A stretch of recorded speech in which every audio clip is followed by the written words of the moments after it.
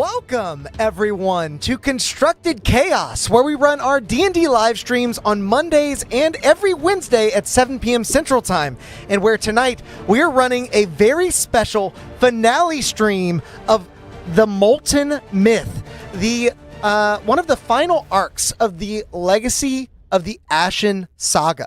I cannot wait to get this thing underway, and I can't wait to tell you what surprise I have in store. But first, I need to hear myself back. First, I need to thank Tabletop Beard, who is here in the chat, for being a member for 26 months, first of all, and second of all, for supporting the channel for so long and being such great friends. As they say in the chat, let's go! Get hype, everybody. XIVM, 5 gifted memberships. Thank you so much. And thank you for being a part of the Chat Plays D&D stream that we had on Monday. That also was a finale, and you contributed heavily to the success of the party. Even though there were some sour notes in there, I think we ended on a good one, and I can't wait to get the next Chat Plays D&D stream up and running. But before I distract myself too much, I need to show you guys the beard oil we have today.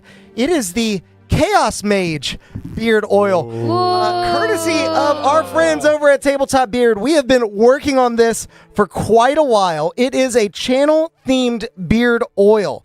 I don't have an ad for it yet, but you can bet that I'm going to be making one because I hate to toot my own horn, but it smells amazing. Alex came up with this. Yeah, it does. It smells like Alex. We went through so many iterations of this and finally landed on Juniper Forest and Embers. The inspiration was a wizard perhaps trying to concoct a new potion or write a new spell scroll and having it blow up in his face all over his nice spell crafting desk. So it smells like singed spell. If you want to try some out for yourself, as you can see, you can use code CHAOS20, but today only, you can get 40% off of your order. If you go to Tabletop Beard's website, the link is in the description below, and that link will take you straight to our very own beard oil. I cannot thank Tabletop Beard enough for this. They have been amazing companions and amazing friends through all of it. We've played some D&D together. We have been in close contact through all of it, and really, I feel like even though we are a world apart, we are very well connected. I love you guys. Thank you so much. Definitely check the beard oil out, but also check out our friend's comment from last session. This one comes from ZT Dubs. I just found you guys from your stream setup video, and I'm very glad I did. Thank you, ZT Dubs. I don't know if you'll see this one, but thank you very much. I'm so glad that you're enjoying the stream, and I'm so glad that you found us as well. Hopefully, you are along for the ride because it's about to get chaotic in here. Chaotic. But I think I'm done flubbing my lines just enough. I think it's finally time to roll that beautiful bean footage. Yes, indeed. Not really shout out. The winds of Othramore are hollow this day. They part the forest canopy as the mithril phoenix slips through to the sky, but they carry no tune, no song, no lively rhythm as they once had for you. A harsh chill still shivers beneath your skin, even in the dawn's warmth, like ice upon the soul. It feels as if you aren't moving at all, stuck in a haze of dense cloud vapor. Then Ysara's magic finally begins to fade as the first glints of sun-streaked daylight peel away your cumulus shroud. In no time, the eastern sea stretches out in front of you, vast and empty. Celise stands in the middle of the deck, atmosphere rippling through her voluminous robes, standing alone, as she has for decades and ages before then. You know her burden. You bear it as well. But a single miraculous sacrifice will not be enough to save Solim, and there is still work to be done to that uncertain end.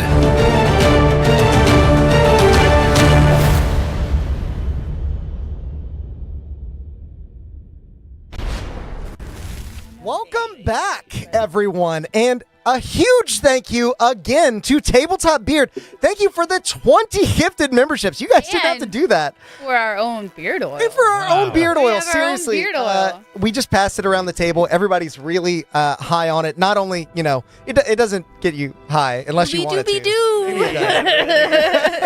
It smells amazing. It smells amazing. I love it. The embers really get you. I have several bottles of it, but I've been holding myself back from wearing it because I know I want to film some ads with this stuff and put it out there. I'm really, really proud of this. And the guys over at Tabletop Beard did a excellent job sort of taking all of my chaotic feedback and funneling it into something that actually smells good. Chaotic? And also, they don't just have beard oil. Yeah. They also have the beard butter, and and they have wash. shampoo as They have well. a beard wash now. Yeah. Oh, really? So you could get the beard wash in the Chaos Mage scent. Yeah, it was my own special way of finding a beard oil that smells like a campfire, but is still magic themed, and I'm very, very happy with it. Very, very happy with all of you and all of our friends in chat. So, now that chat has seen the intro, and all of you have seen the intro, you rejoin 4 of you, Gribzik and Saylis, as you sail away from Othermore. Sensation is serene but unsettling. After nearly an hour, the Mithril Phoenix continues to sail steadily away through the dense cloud cover surrounding the Isle of Giants, and yet the clouds themselves are stuck in place. It feels as if you're not moving at all. Even the wind whips across as the wind whips across the deck. Then Ysara's magic finally begins to fade as the first glints of sun-streaked daylight peel away your cumulus shroud. The sky is clear again with the vast eastern sea stretching out in front of you. What are all of you doing? I have some questions for Saylis. Okay. You can see her standing on the deck, her robes sort of rippling in the wind, staring straight ahead. Did you meet Pyraxis? Yes, he made me. And he made, what was his name? The brother? Ramarak. Nope, the other one. The goat. Carvos. He made Carvos after you, right? Suppose that he did. So you did not witness him making Carvos? I was not there for it, no. Much of my years were spent on Roria. Do you know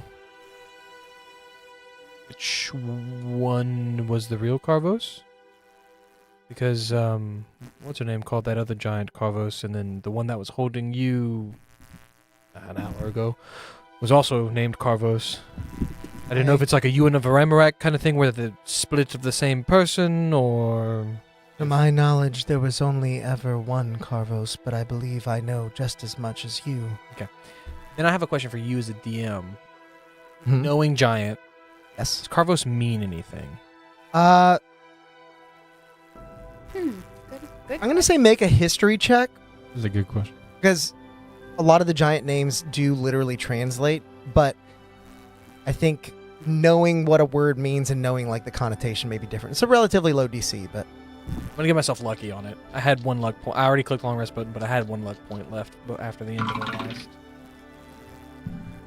Okay. 14. Carvos loosely translates to child of stone. And the connotation you would derive from that is that they were not born traditionally as a as odd might have been. They were literally molded from clay. Or at least that is it's the potential that implication. there were 2 Carvoses made and they were given the same name because they were created in the same way. Make a follow-up insight check. I'm willing to give you some information here, but I think it would require quite a decent roll.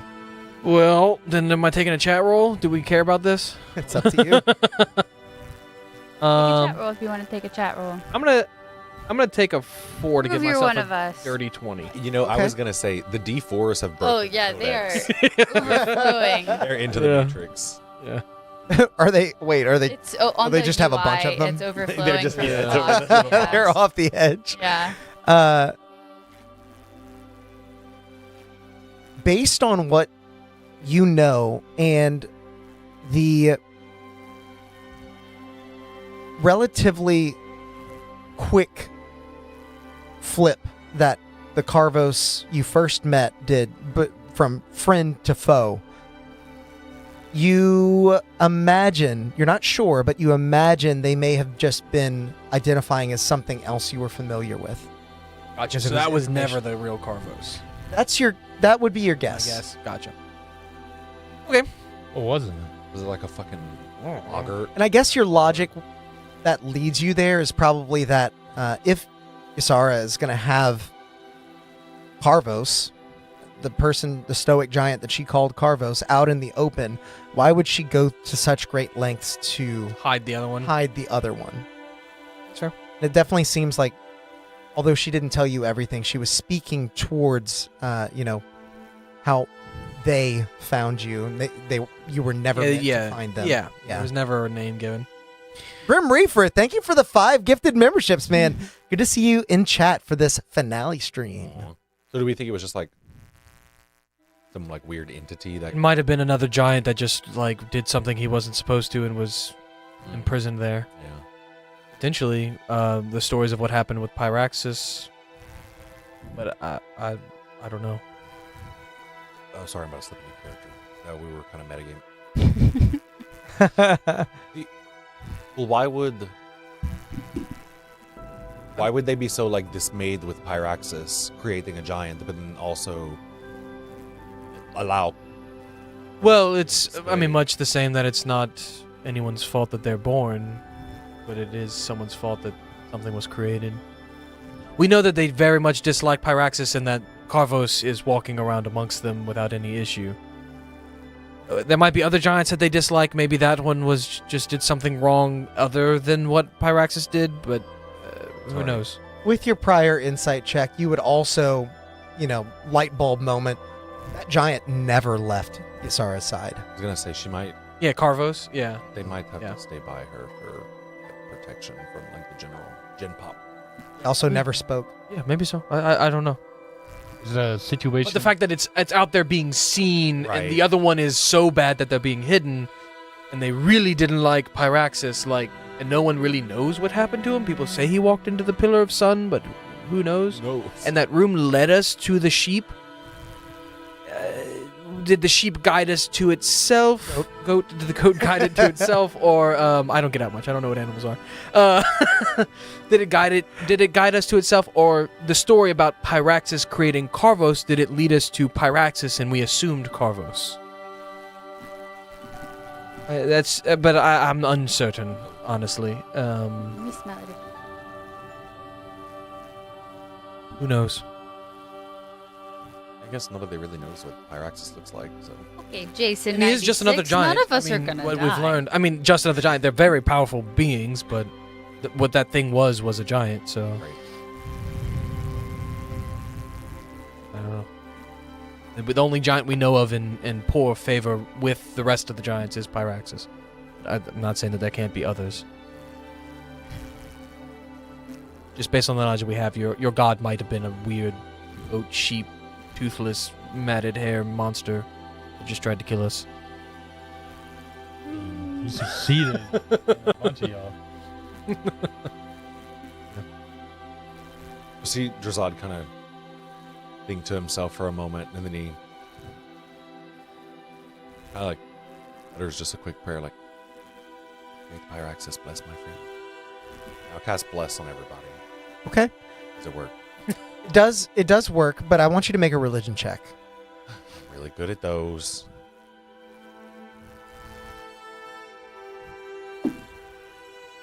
$28. Cool. Shit. Hell yeah, buddy. With such a high roll, as you sort of rein in your divinity and wield it, these abilities granted to you by your god Pyraxis feel a bit more potent. not that you could do more with the abilities, but you feel as though the connection is more effortless. You're more in tune somehow. And as the bless spell sort of dissipates, this amber glow enshrouding your companions, there is that ever-present ringing still sort of humming, and it warbles. It seems to be humming in tune with the wind whipping at Salis. And as the ship continues to fly further westward, you feel harmony. Deep, deep resonance. Sort of takes her solo singing and turns it into a duet. It's dissonant at times. With a 28, you can see the way forward. You're sort of picturing the way that you would reshape each of these songs to fit the other. I also had a thought, Mr. Shipmaster. Unless it is builder. adding to my to-do list. No. Stuff Would there that be any damn benefit to bringing the cuckolders. ship with us down there? Meet Varamarak? And I asked this because we know it can travel through Mithril, and we know that That was Salis not a can be feature of the made- ship. That was a feature of the Oh, device. the prongs that were there. That's right, that were there. I thought ahead. I wasn't giving you that. No, I was just thinking, I was like, let's fly into Salis, right? We Trojan horses, but no. Come bearing gifts. Yeah. That's right. I forgot that there was a big thing in the room that we flew out of. Maybe not. Gotcha. No. Can you build another one of those? A tuning fork? A giant tuning fork? Giant mithril tuning fork. Worth a shot glass. Oh no, I feel another t-shirt coming on. There's at the moment. He will be right back. For our Trojan mithril phoenix. Trojan Mithril Phoenix tuning fork. Yeah. The third. Or Salis Trojan mithril phoenix tuning fork. The third.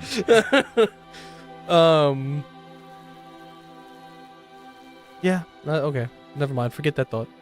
As the two of you consider what lies ahead and how you may best face the challenges that lie in your path, I want to pull away from this conversation and focus on Odd. What exactly are you doing in this moment? This is hours after we left, right? I think he is still on the stern of the ship, looking back until the island kind of just fades down across the horizon, and he's replaying that episode in his mind over and over again of indecision and not going on the offensive, and he's falling deeper and deeper into regret and almost like a depression, he's blaming himself. As the ship continues to sail westward, nearly everyone is looking towards the front of the bow, looking towards their heading. But you are alone, standing on the rear section of the ship, watching as the cloud that Valoth used to skywrite an image of Eularos winking is slowly pulling away and being torn apart by the very winds that once represented your father. Listen. Is that deep sense of regret, the urge to never make the same mistake again wells up inside of you. You let that focus your mind. You let that make decisions for you. And so while the rest of your companions debate how to handle the way ahead, you know exactly how you're going to handle it. As I've that kind of resolve kind of comes from that, and Eularos the last little fading bit of his face kind of fades off in the horizon, he's going to be gripping the banister of the ship so tight that it breaks. And then he's going to turn and say, Zod! Fix this. Fix it. Rizad kind of casts a side glare for a second. I'm Towards him. like, something broke the banister. Gribzik rushes around the corner. I got it, boss. He's got a couple planks of wood underhand. He throws them out in front of him and sort of straddles the railing. Again, this is the back of the ship. The wind is whipping. He's got his legs locked around the underside of the railing as he's sort of hammering away. Gribzik, be careful. It is not the word. I know what I'm doing. And Okay. let's see. As the ship picks up speed, a stray gust kicks up, and you see him actually spin on the banister. Luckily, he is small and thin enough that he spins on the banister and pops right back up. Whoa! All right. That was fun. Yeah, no, let's go ahead and fix it. Let's fix the railing and get off. Come on, let's go. Maybe Rizad, next time come before help doing me. that, you tie yourself to something on the ship. I was just feel like- gonna say, I walk up, start helping him, and wrap my tail around him. Yeah. I feel like Gribzik has a Fix-It Felix hammer. He's Yeah, like, literally. He steps off the banister, places an arm on one side, and sort of pops the repair job that he's just done with his fist. He says, "That ain't going." And before he can finish the phrase, it crumbles, falls off. The nails go glinting into the sea below. He doesn't turn around to look at it. He just continues walking back towards the underbelly of the ship. We will figure it out. Rizad starts casting mending.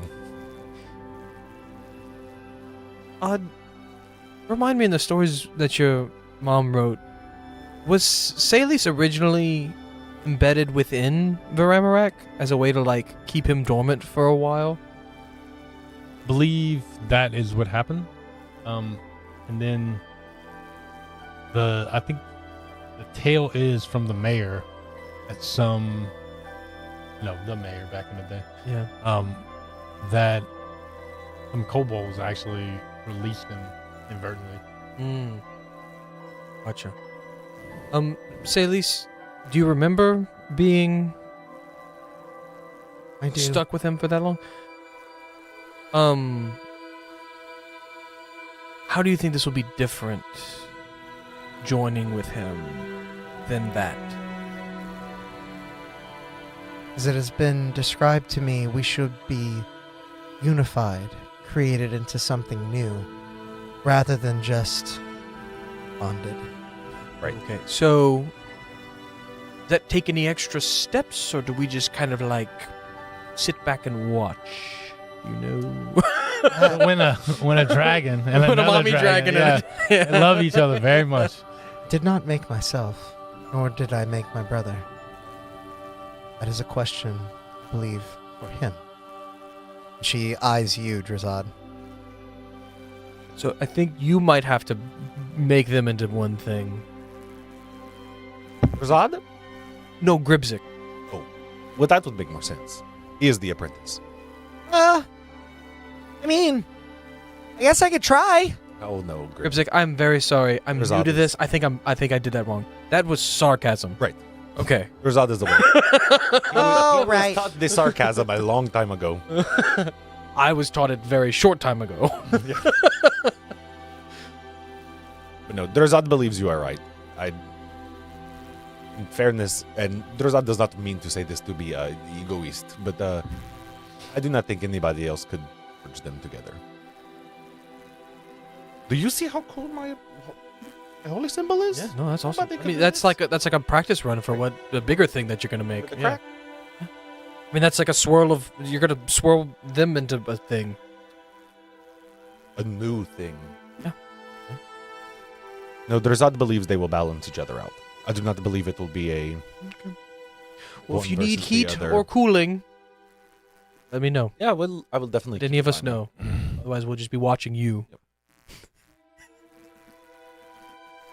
As the two of you continue your conversation, maybe maneuvering back towards the bow of the ship, you do pass as Gribzik is bringing back another set of boards and nails to try and, even though you've cast mending, he wants to give it his own go, you gather.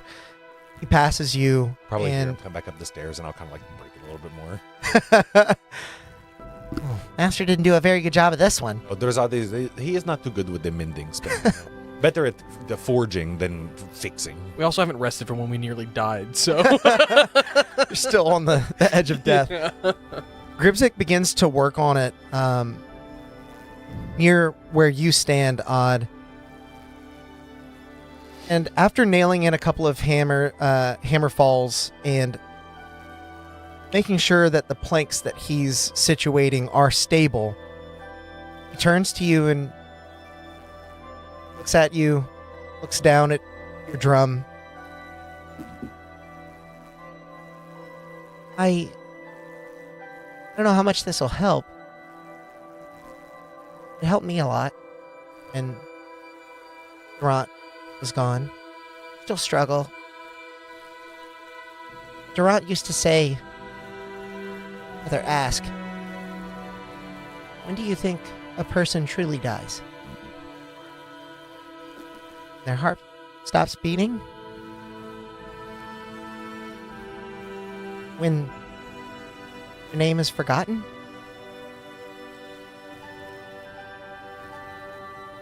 And the things that remind you of them are all gone. I never knew the answer. But every time you fly the ship, I remember her. And he kind of looks down at your drum again with the wind blowing. It is still pulling a little bit of like resonance from it, even without thrumming upon it. And you do, in this moment, almost hear an echo of your father's resplendence. You recall, even in your brief period with him, maybe a tall tale that he sung to you over good mead. Good meal. He'll look at Grizzly and I'm like, and a small little smile like breaks on my face, and no,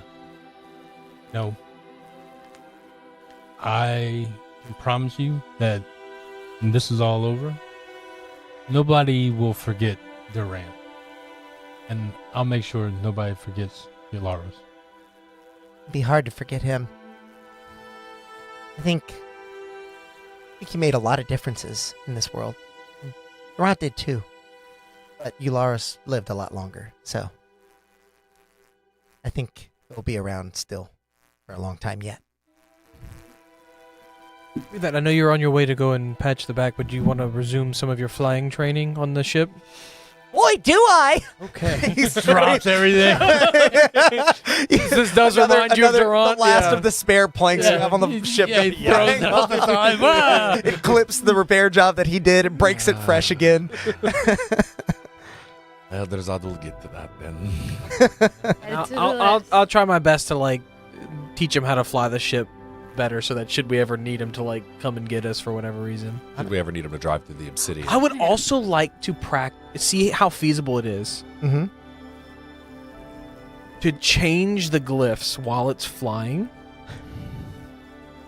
Okay. to the teleportations. I don't want to do it, but I want to like think through the process and be like, is it feasible? Like kind of like play through like, okay, usually when we're taking our time, it takes us about this long, but like if I rushed it, like kind of like mind boxing, but like mind shifting the.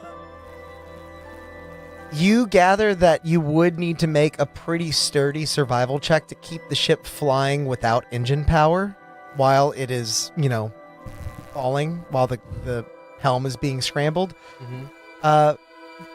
But with you having premeditated, you feel like if you, at the altitude you're currently at, a couple thousand feet in the air, you feel like you could position the wings in such a way that it would guide the ship down long enough that you can teleport out before you crash land.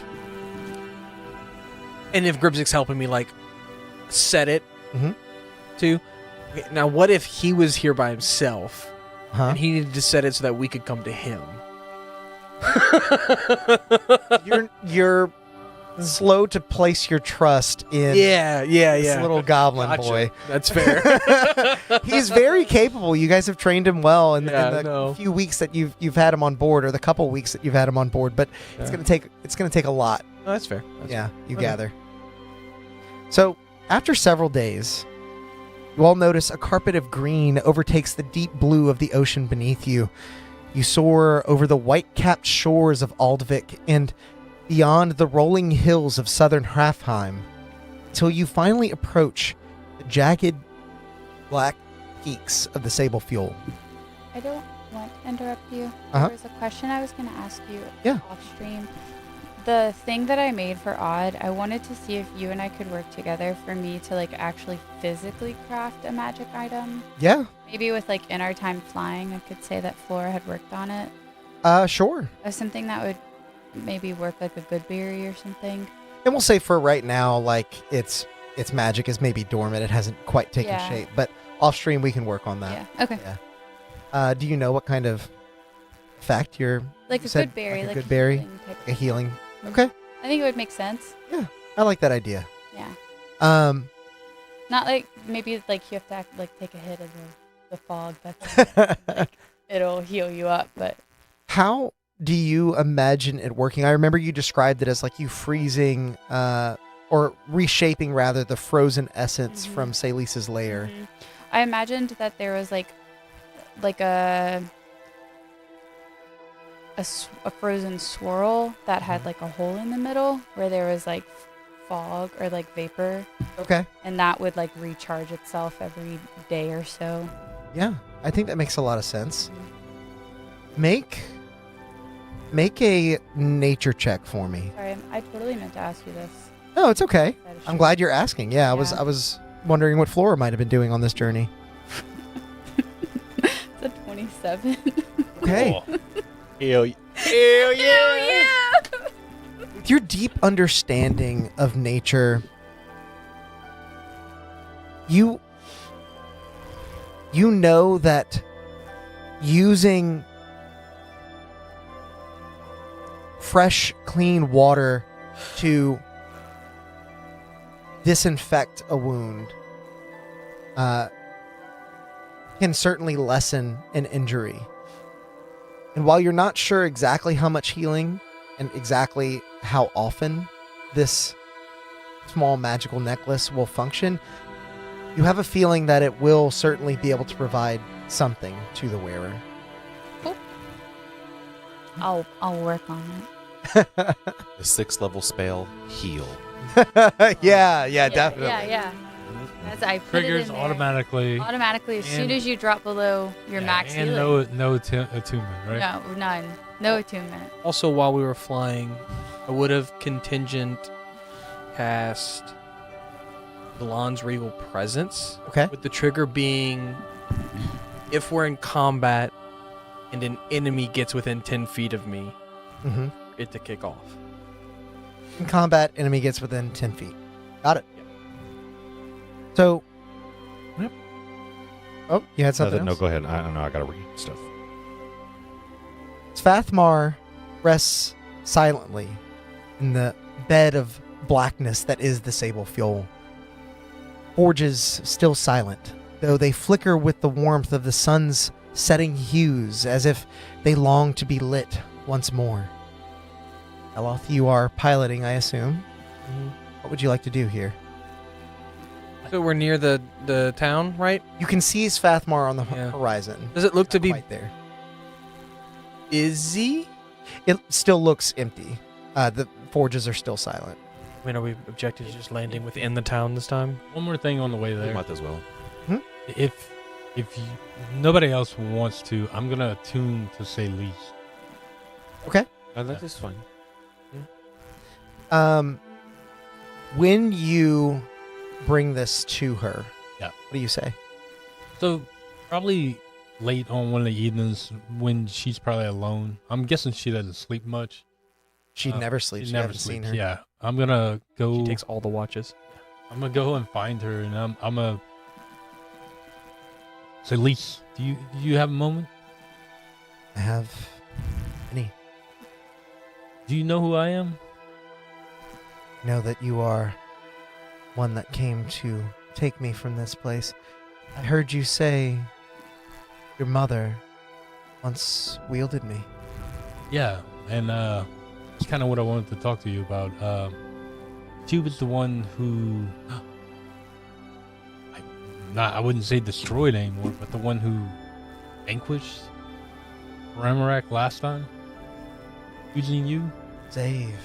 I see now. She eyes the shield that you carry. It's changed a bit. Yeah. You are indeed her son. And I'm assuming you saw what happened whenever Carvos was defeated. I saw Laros fall. Eularos was, I guess, kind of my father. Wish. That makes sense. I I was not necessarily fond of your father. I think he was well-intentioned. Yeah, I could see why you wouldn't be. It seemed like he had an obligation, and both him and her were trying to do the right. You think this is going to end badly with Ramarak? I think it could. I know you're not big on permissions or consent, but will you allow me to wield you like my mother did if it comes to that? I have no feelings about this. But I would allow it.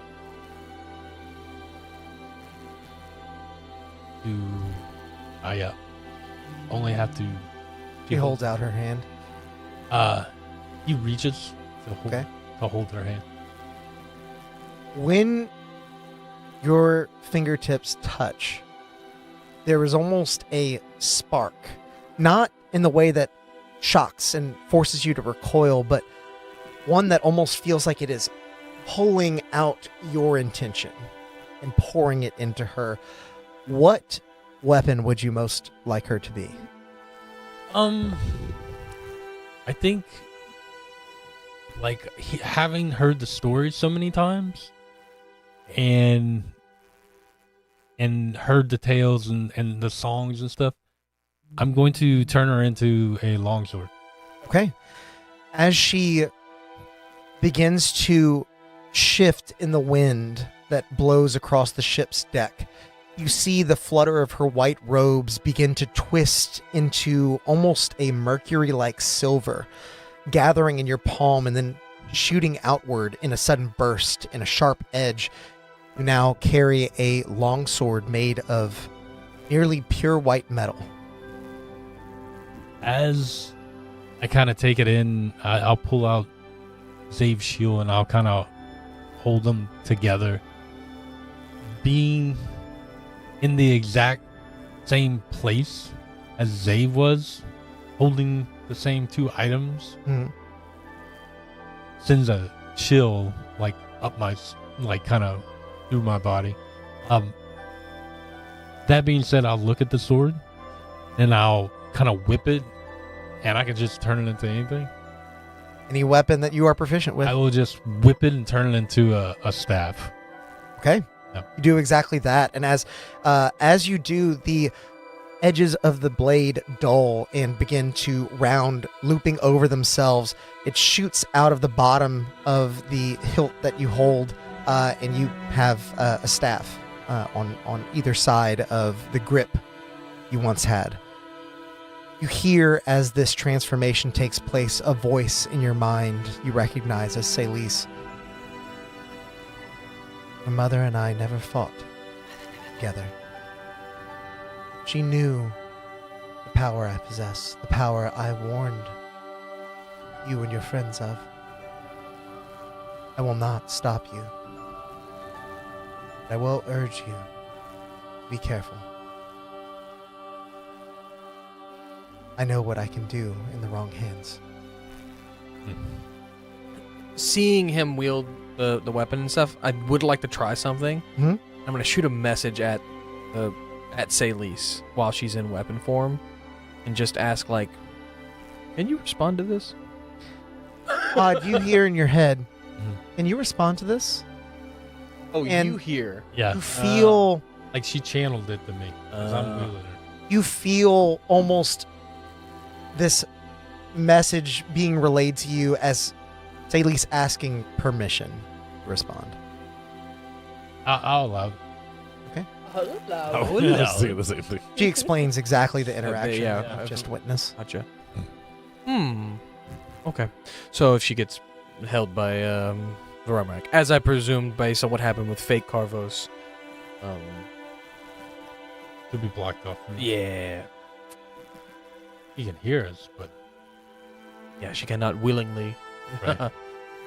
I cannot respond without the explicit permission. Okay. Only if my wielder wills it. I'm gonna spend the rest of the night kind of practicing combat. Okay. And kind of getting used to shifting, rather than weapon juggling, you are literally shifting the weapon as you go through the motions. Gotcha. So, we resume back to the present. Valoth, you are piloting the ship. Svathmar is on the horizon. Right over the gate, and I'm going to land it in the town square. Okay. As you round the ship and You're land landing it, in the town square. It's empty. Yeah, like, Yeah, especially yeah. as we get closer, like, there's still no Sure. signs of life. I'm just be like, And the only person that was here the last time was that one guy who was. I was like robbing stuff, Yeah. yeah. Like, threatened him. He's not gonna fuck with make a us. perception check, Valoth, as you... He's still there. That's fair. Yeah. I like stealing. I like taking- stealing. 16. With your 16, as you look out across the empty streets, you see there's plenty of room for you to set the ship down, and there are still those sort of black obsidian pillars jutting out. You do, even now, sort of feel that sort of magical temptation welling from them, almost calling to your So ambition. what I would do, the minute I see those again, I'm going to be like, I'm going to back out. Mhm. I'm not going to put it like an hour out, but I'm going to put it like, Reverse Terry! yeah, I'm going to fly out until I feel that lesson, and I'm going to look to Gribzik, and I'm going to say, do you feel anything pulling you? I mean, I do have this weird feeling that I could do just about anything. And as I keep backing out, I'm going to say, what about now? I feel a little less capable. What about now? Oh, I feel like I can do anything again. Okay. And I'm going to set it down. I'm going to set it down there. Yeah, it's not far outside of the gates of the Yeah, city. I The just don't range want on these Gribzik to be tempted while we're gone. makes sense. Yeah. It's fair. The minute you're like, I feel tempted, I'm like, you know who else is going to feel tempted and not have anyone else to stop him from touching that thing? And as your eyes sort of shoot across the expanse that is the empty city of Svathmar, you see the jagged peaks of the Sable Fuel backing that city. And you can see still, backed by the sun's light, the large passageway that you left from. Yeah. Presumably one that would give you immediate access to Varel Marak's lair. And one more thing. I Mhm. want to make her my packed weapon. I was trying to remember if that would work or not. Says you can do it. You with can do any it on a magical weapon. Yep. It's because she has like the explicit like sort of anti-magic properties. And if someone else wields her, they're going to like dispel that pact magic maybe. Rules is written. Does it I'll work? allow it, and you feel like you're able to. You feel the pact take hold. Mhm. But you're not able to dismiss her. So I can't like dismiss her and conjure her back. You can't do that part of it, but you could like leave her somewhere and conjure her to you. Gotcha. So do we want to do the Trojan horse thing? Just let me hold Salis while I cast Mislead, and then my fake self go walk in there to talk to Varamarak and see if he goes, Yeah. The other thing too is like, if we want to just leave her, then I can summon her. oh, that's fair. When we go talk to him first, and then... Yeah. I like that idea better. And you can do the talking. Yay! Finally. We probably should let him do the talking more yeah. often, honestly. Sometimes. Luna took revenge. Aw. So mad. So, Very mad. with the four of you now in agreement on the plan and ready to disembark, you leave Salis with Gribzik?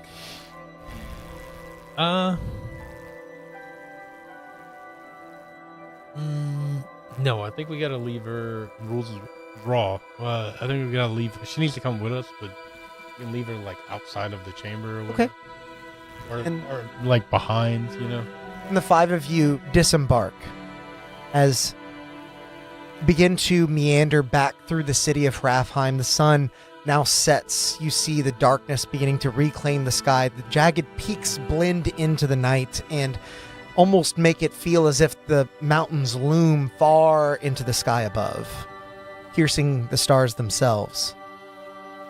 And after a couple hours, atop the sheer cliffside is a cleft that seems to drink the light into inky black. Little light remains. You recognize the doorway, the one you exited Varamarak's lair from over a week prior, but this time someone stands just inside of the doorway.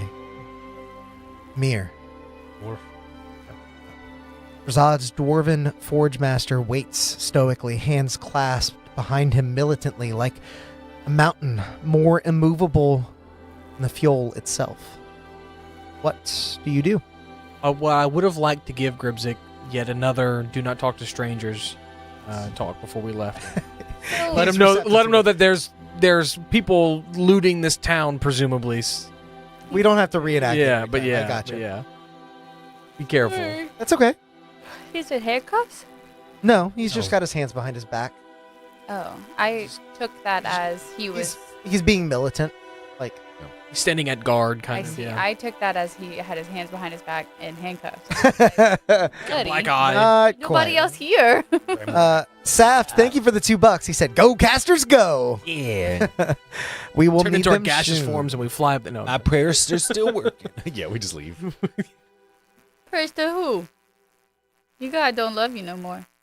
His prayers still, they're working. Speaking of Drazad, what are you doing in specific, seeing your Forge Master outside of the Obsidian Caves where you last encountered them?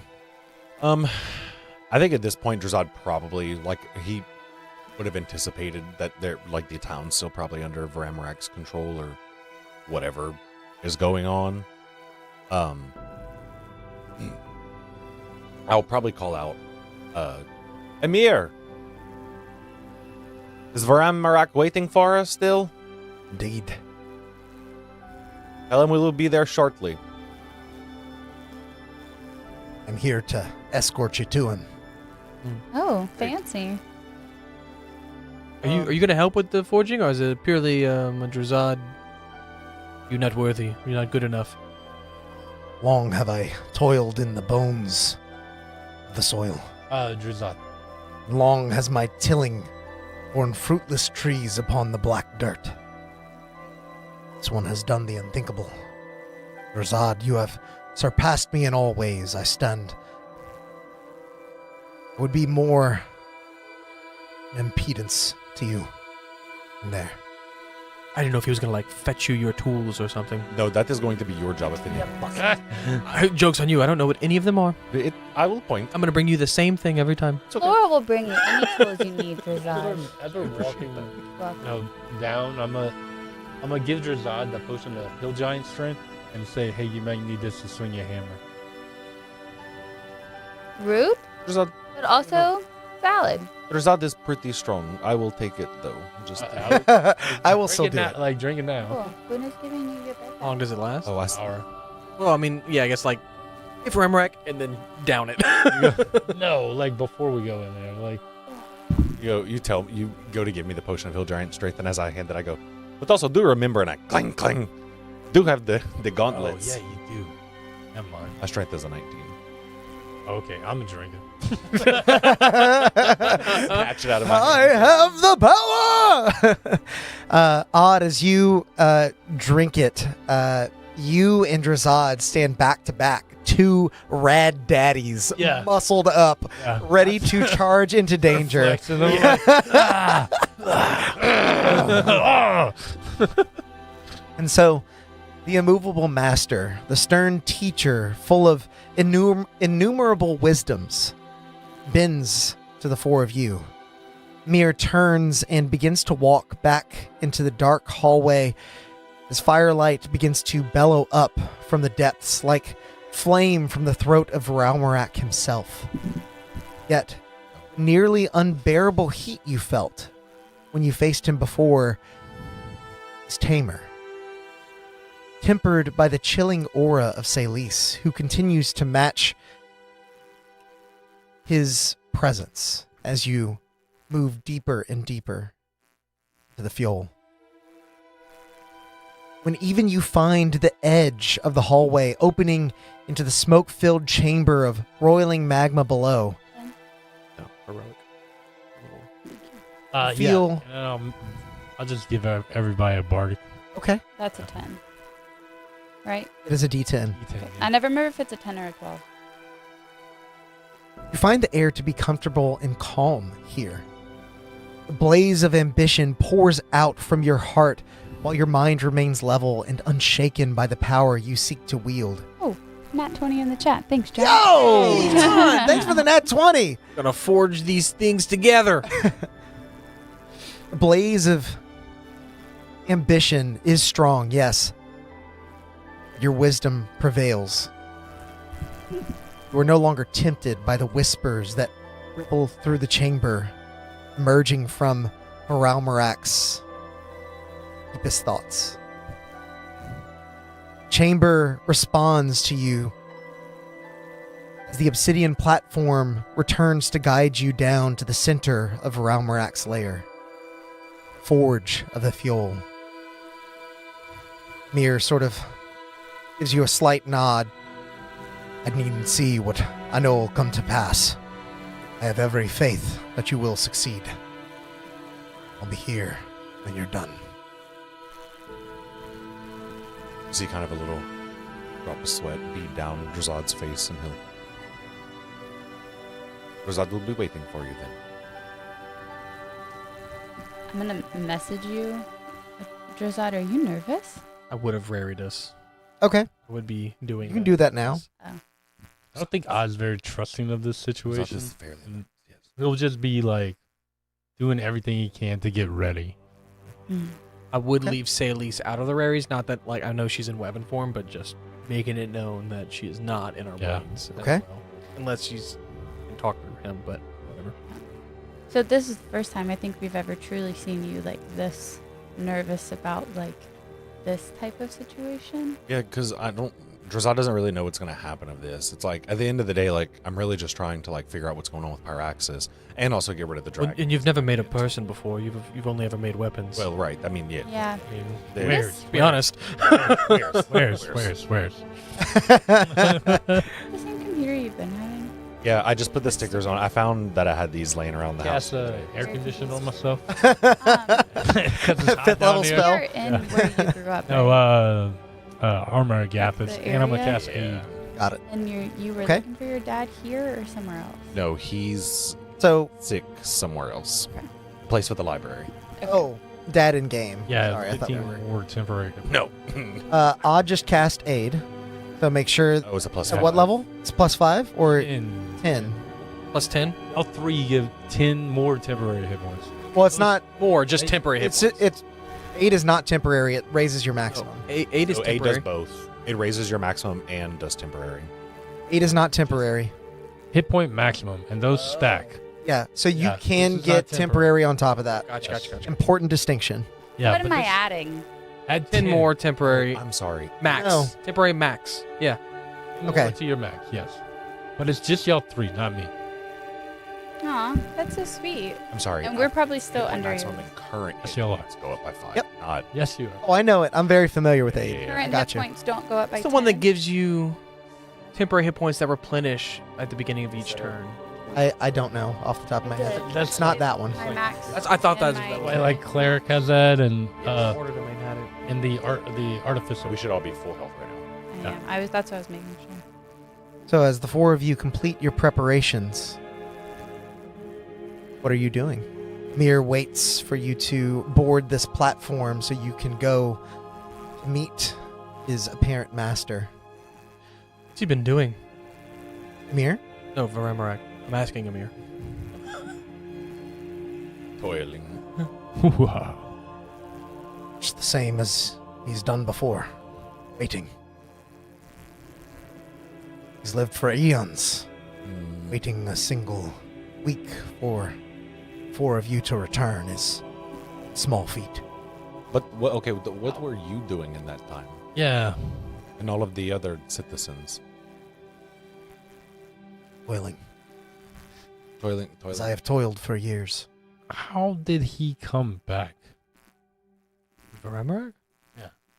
You can actually. I don't think you can actually kill Varamarak. Yeah. He's kind of like a That may be a question for him. entity. Yeah. Ben He might have even bragged about it when we were dying last time, but Maybe. I don't know. the bad guys brag about it a lot. Yeah. may have worked to shape his bones, but only recently have we heard his voice. Oh, so you guys remade him? Nay, Oh, is that what you have been toiling to do? we have been shaping to his will, creating other things from him. Okay, so what? He himself is incomplete. Right? Are you building him a Cannot hold body? his form for long. Right. As far as I can Let's see. go talk to him. I don't think this guy knows anything. I say that out loud. just gave you I'm some not saying that in information. very. No, he can't hold his form, and you're making more things, and we're probably gonna have to fight. What were they weapons you were making, or were they like Weapons of mass Things. destruction. people, like monsters? He has the Constructs. codes. They were his designs. I believe them to be WMDs. creatures. Since we're going on the disc again, I'm gonna make sure Celise's weapon is like on my person, like in a scabbard. Elise follows your command as you stow her into your scabbard. The four of you step onto the platform as it begins to descend slowly. Look back. You see Mir watching, sort of uplit by this ominous red glow as you descend, the smoke eventually shrouding them into nothing. But as you continue to descend, the air remains comfortable, but your body feels like it should know this heat. It remembers it. It has not forgotten. And then, about 80 feet above the lava, the platform halts again. Good. You have returned. Now, sister, come. Just be joined, that we may get my vengeance. Quick question: did you know that you had another brother, From another mother? or from the same father? Make a persuasion check. Were you gonna ask that? I was. Really? Yeah. You can do the talking. I talk. I didn't know you were. I didn't know you were gonna ask about Carvos. John said I could talk. You know, I'm glad you did Jazad this said I can because talk. I have a note in my phone of a clip I need to show you, and there's a reason it's a note because Crunchyroll doesn't let you screen record or screenshot something. But remind me after the session. I've got to show you Okay. something. Okay. 17. I really didn't know you were gonna. I thought you were gonna ask about anything else. You're good. You're good. You're gonna ask about Carvo Can't- specifically. See his form. His voice burbles up from the molten flow beneath you, and yet you feel eyes upon you God damn it, Odd. I mean, Aloth. as he did not know. Much of what my creator did after leaving Roria is a mystery to me, as they are most others. I was just curious. He tried to kill us. I was just curious why you hadn't warned us about that. And I am curious as to why I should care. Because we were getting this thing for you, and if we had died, you wouldn't have gotten it. So I, Ralmrak, Molten Myth, tested your metal. I knew that you would succeed. Turn. Reinvigorate me. in our heads, you hear, but he didn't know about the thing that tried to kill us.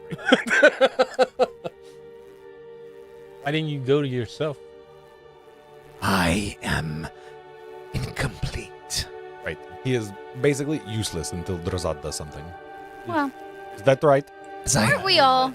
So what I am happened? confined to this place. Right. Useless. Some call it a lair. I call it a prison. What happens now? Celise, bring yourself to me. Let us be forged anew. I bet you You hear that in those your head. words in your head as Celise is once again asking permission to abide and respond. Drazad is going to come, though. Say Lise. Oh. Lise is not going to go by herself. I'm sorry. Is that what we're here to watch? Because I am not out to That that. is so bad, dude. No. Shame. Is that how you forge people together?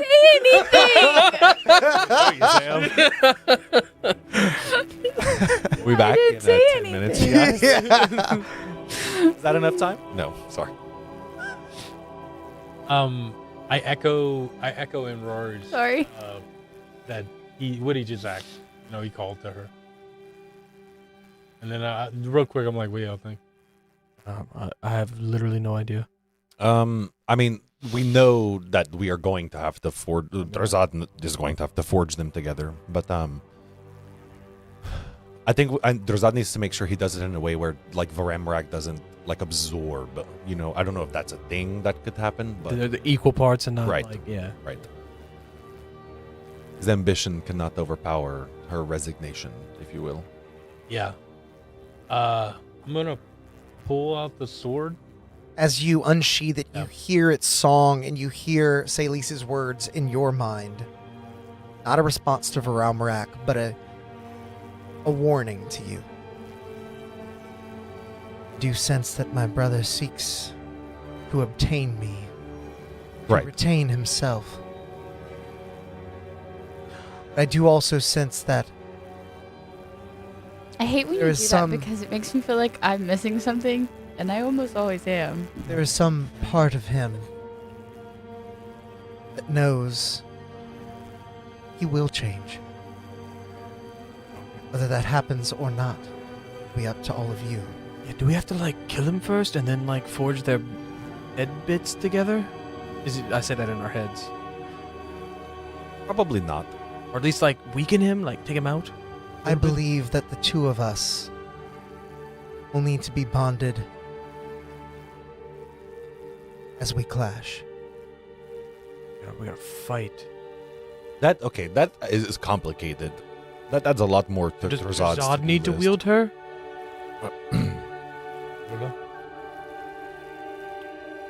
Great Pyraxis.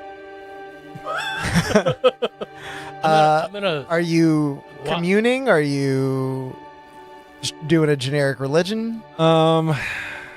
You doing a prayer or you doing a big prayer? Yeah. How invested in this are you?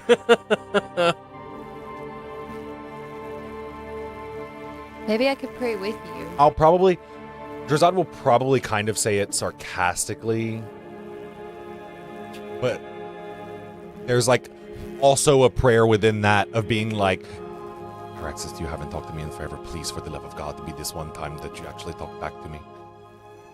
And I will kind of sarcastically just be like, Pyraxis, what should I do? Let Pryaxis answer now, right now. Outwardly, you're doing That that, would but be so inwardly, you're funny. like, please. Make another So religion funny check for me. If the sarcastic, oh, Pyraxis is what gets him If to it is answer. Val, you will never hear the end of it. Yeah. I'm worried about. He's gonna be like, reference doesn't mean I shit. might fail this on purpose. No. Heroic Inspiration lets you reroll, right? Mm-hmm. Yeah. Okay. Alrighty. You can always roll your eyes. I am. What check was it again? Religion, huh? Religion. 24. As you sort of scoff your way through asking for your God's guidance, as has always been in the past, there is no voice that follows. There is a feeling.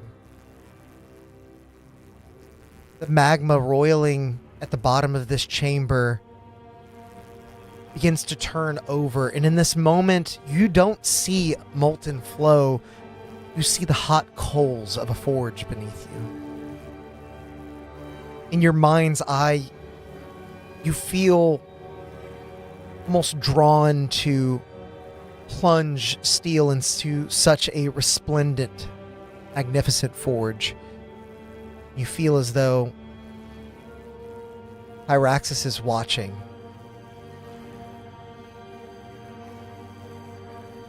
I'm down Sally's first into the fire. Sort of urging you to take on this task of making no secret about the fact that this is your task. This is not something that even he was able to do. I'll hand you the sword. I think if it is okay with Celise, You don't care. She's okay with literally anything. I'll say in my head. I'll say this part in my head. I'll be not that she really has a choice to be on this right now. I know. I think I would be the one to don her. As I hand it to you, I'll turn it into a hammer. What's up? As you feel the weight of responsibility meet your palm, you hear that same voice ripple through the chamber. Sister, I have waited long, as have you.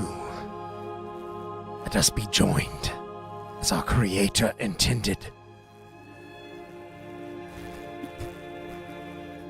You've waited long enough. You could be patient a little bit more. Drazad does not need your attitude.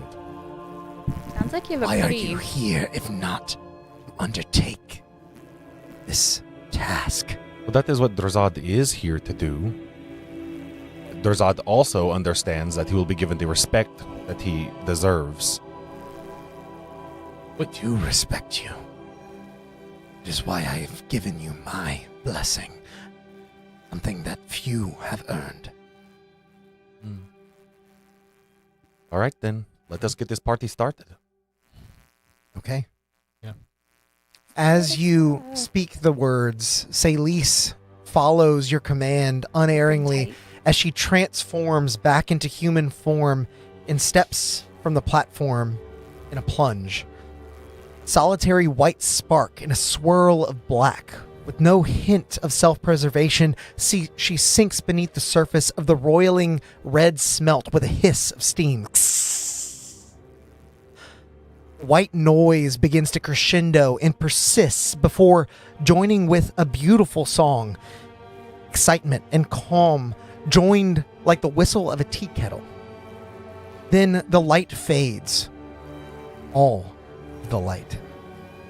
Spreading from her point of impact, the molten rock solidifies and the platform beneath you begins to crumble. You descend slowly at first as the magic fades, but then more quickly as the platform struggles to hold itself together. You meet fresh ground with a jolt that shatters the platform into black glass that skitters and clinks across the floor. You stand ready for anything as cracks from beneath you begin to spread. Lava pours out from some, icy water from others. Currents form and collide with a cacophony of shrill shrieks. From the steam and smoke, two figures come into view. One, no, fiery dragon with scales as black as pitch. Ralmarak. You, Brody.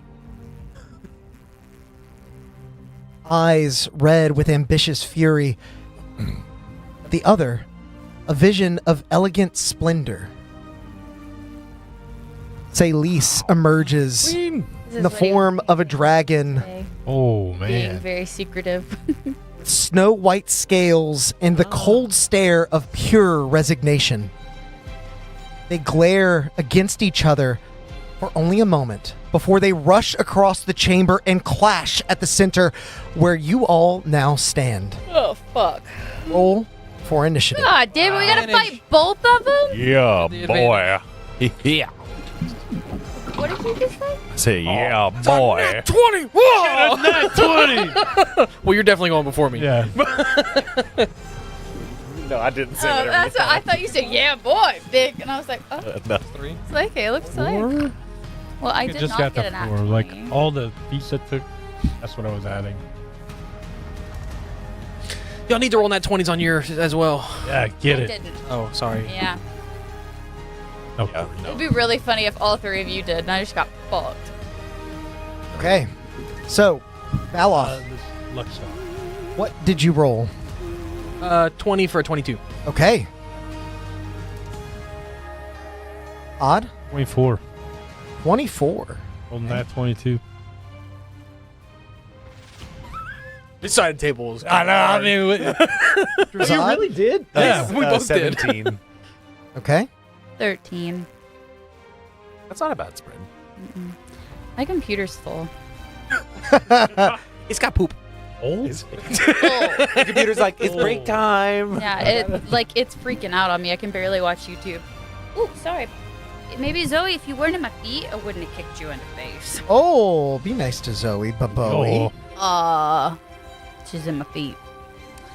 So, Where's on the cushion? as all of you prepare to face whatever may come, as this clash happens just above you overhead, you see an enormous pillar of molten magma erupt from the center of the chamber, just shy of where you all stand. I am going to place you on the map here. Damn, Saft said, I'll need to help the casters in need. You have little faith in us, Saft. Yes, please continue with that little thing. It is warranted. We need it. We're okay with proving to you Yeah. guys that we can handle this, so keep it coming. Keep the help coming. let's see. We'll see. Oh, the fours have broken the fourth wall again. Okay. So Roll my portents for the day. as this beam of radiant red erupts from the center of the chamber, striking against Celise, you see Varalmarak use the opportunity to coil his head around and then breathe magma onto her. You see her form beginning to wilt and melt. And as he draws power in this moment, you see several forms begin to pop up from the magma alongside Varalmarak. You recognize them as the smoke elementals that you fought previously. Yes, this is what he was making for a week. Gross. As things stand, to give you guys a little bit of a primer here, both dragons are about 100 feet up in the air fighting above you. You can target them with things, you can do stuff to them, but for the most part, they are fighting each other, leaving you alone. So, We get a sense of like this clash is supposed to happen and they're evenly matched, or one of them's going to prevail to gain all the power. make an This- insight check. I'm going to say that this is a very high DC, but You may be able to learn more about it later as time goes on. Maybe 18 on the dice. 4. Or a, say, 23. The 23, you do feel as though this clash is necessary, and seeing this sort of beacon of red magma in the center, seeing Celise being melted while Varalmarak uses her cool to solidify himself, you feel as though it is your duty to make sure that this clash happens but remains balanced. Yeah, that's what I was thinking, yeah. So, at the very top of initiative, as Varalmarak feels that surge of power coming back into him, he roars. "Uah!" You see the magma begin to split through his bones, spraying out in a spew of fiery eruption. I need all of you to make a dexterity saving throw. Lucky. This is being charmed. It is definitely not. It's coming from Varalmarak, so you could have probably guessed that one. Yeah. What'd you get, Valoth? I got an 18. Okay. Odd? A 21. I'm gonna take a chat roll though. Oh no! Should I'm I gonna have done that too? I'm gonna take a 4 out of the chat. Okay, so 25 total No. The 21 was with with the 4. I see. 4, yeah. Oh, Drazad, what'd you roll? 19. And This is Flora. a dex? This is Dex. I'm changing mine to Okay. a dirty 20. What are Taking you- something from the What chat? did you take? 2. Okay, I'm going to take 16 from the chat So we have a good spread. Thanks, chat. for an 18 total. Okay. 18, That. 19, 20. What did you roll? 21 Perfect. total. Odd, you are the only one who saves. I remembered what his DC was. Everyone takes 21d6 fire, or sorry, 21 fire damage, not 21d6. Oh, It's 66. I'm saying the average. What psychopath are you? We gotta roll our own damage. Way to go. We blew our Just Eularis like pass. that, and just like that, it's time for bed. 21 fire damage and 21 bludgeoning damage. So 10 and... So Odd, you will take 10 of each Okay. because both are halved. Ow. So beautiful. As this eruption subsides, you see them continuing to clash. Varalmarak spinning as Celise is pinned against the wall. He's trying to drag her back into the magma below. And you see these two smoke elementals beginning to take shape as we now move to Odd's turn. Valoth, you're on deck. Yeah, Odd's going to cast Conjure Minor Elementals and sprout wings and just fly up into the air. Okay. And I'm gonna move up to. I want to be like 30 foot in the air. Okay. I wanna be where the people are. How high did you say they were fighting? 100 feet in the air. 100 feet. So you move to about 30 feet in the air. And that's my whole turn. Okay. And I'm concentrating. You are concentrating, Morgan. If you could drop that ring on Odd for me. Thank you. As you prepare yourself for battle, springing up into the air, seeing these smoke creatures conjuring over the magma, hoping that you can gain a bit of distance so they don't blind you as they have in the past, we move to Valoth's turn. Are they You got just like Valoth. right above the water? Are the They are lava? they are right above the magma. Okay. Seeing them coming towards us and seeing Varalmarak trying to drag Celise into the lava. Is he trying to drag her into the pillar that's in the middle or into the lava below? He's dragging her onto his side, and you can see that as this Like a battle is tug of war. raging on, you can see the magma actually sort of flowing over and peeling away some of the solid ground that Celise appears to have created on the opposite side. In an effort to try to like influence their fight, if they're influencing the ground down here, he's going to try to influence the ground to influence them up there. Mhm. And he's going to water bend some water behind him as he casts Tidal Wave on the smoke monsters and attempting to extinguish some of the lava Okay. as well to try to help Celise if this is mimicking their fight. it. So I need dex saves from the smoke monsters, and in a 30-foot by 10-foot line, I'm running it across the lava to try to extinguish it. Okay. I can place it this way if I need to get both of them. Yeah, I would say that's probably what you're going to need to do. Either way, whatever. Dex saves from both of them. Yeah. Roll individually for each. That is a 21 on the first one. That'll be the one closest to me. And an 11 on the second. So that one, the one furthest from me fails. So I don't think it super matters. It is what is that? 6? Yeah, because these are D8s. They don't have 9s in them. 6 plus 6, 12, 19 bludgeoning. Okay. So half to 9 for the one that saved, and the one who didn't save would be knocked prone. I don't think they can be prone.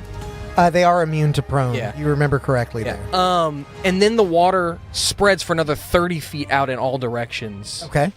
So it was a 30-foot by 10-foot line, and then 30 feet on the side of all of that.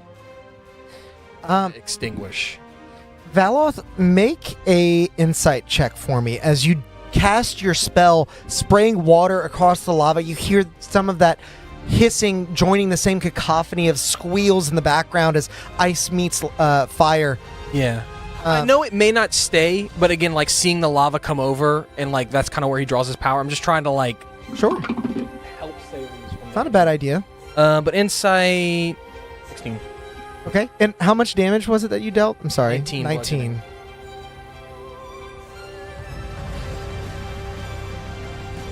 Okay.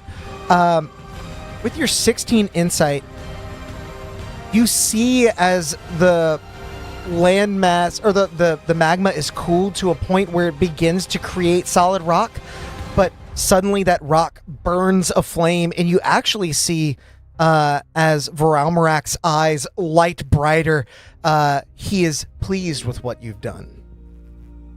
Gross. Whereas, yeah, I'd say that's all you notice with a 16. Okay. Ramrak was pleased? Mm-hmm. With me cooling the lava. Okay. But then it burst into more lava.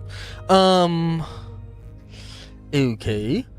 Then I'm gonna move 30 feet closer to where the Salix model is. I know that's not really where they are, but Okay. 1, 2, 3, 4, 5, 6, and I'll just put them on a flying pedestal so we know. Look like at least looks like Nicobolus. Like Oh, what? yeah, a little bit. and I will tell you guys in your heads that like for whatever reason Voralmarak seemed to like that I cooled the lava, so bad idea. I don't know, and I definitely like explained to y'all like we want to keep this an even fight. Oh, definitely. It just seemed like he was pulling it over, and Yeah. I may have more so, rather than helping to like try to sway it back the other direction. Okay, so moving on from your turn, Valoth, we now move to Drazad's turn. What would you like to do, Drazad? Flora, you're on deck. How? These are normal 5-foot squares. Yes, they all are. These are going to be what, like 15 foot roughly, if you can see those squares. Yeah. That's okay. Sweet. So 15. Oh, that's like the whole area. Okay. Drazad's gonna kind of get in this middle area. Okay. Can I get right here without getting like hurt? You certainly can, Imagine it's like. and I won't even require you to make a acrobatics check. It's lower than it would indicate based on the mini. You can get up there. Thank you. You approach the pillar. Now that Salise is busy, preoccupied, you do feel the heat coming off of this burst, this like magma flow. You see it ascending into the sky, sort of lighting their battle in silhouettes and shadows, but none of the molten slag falls back down. You know not where it ascends to.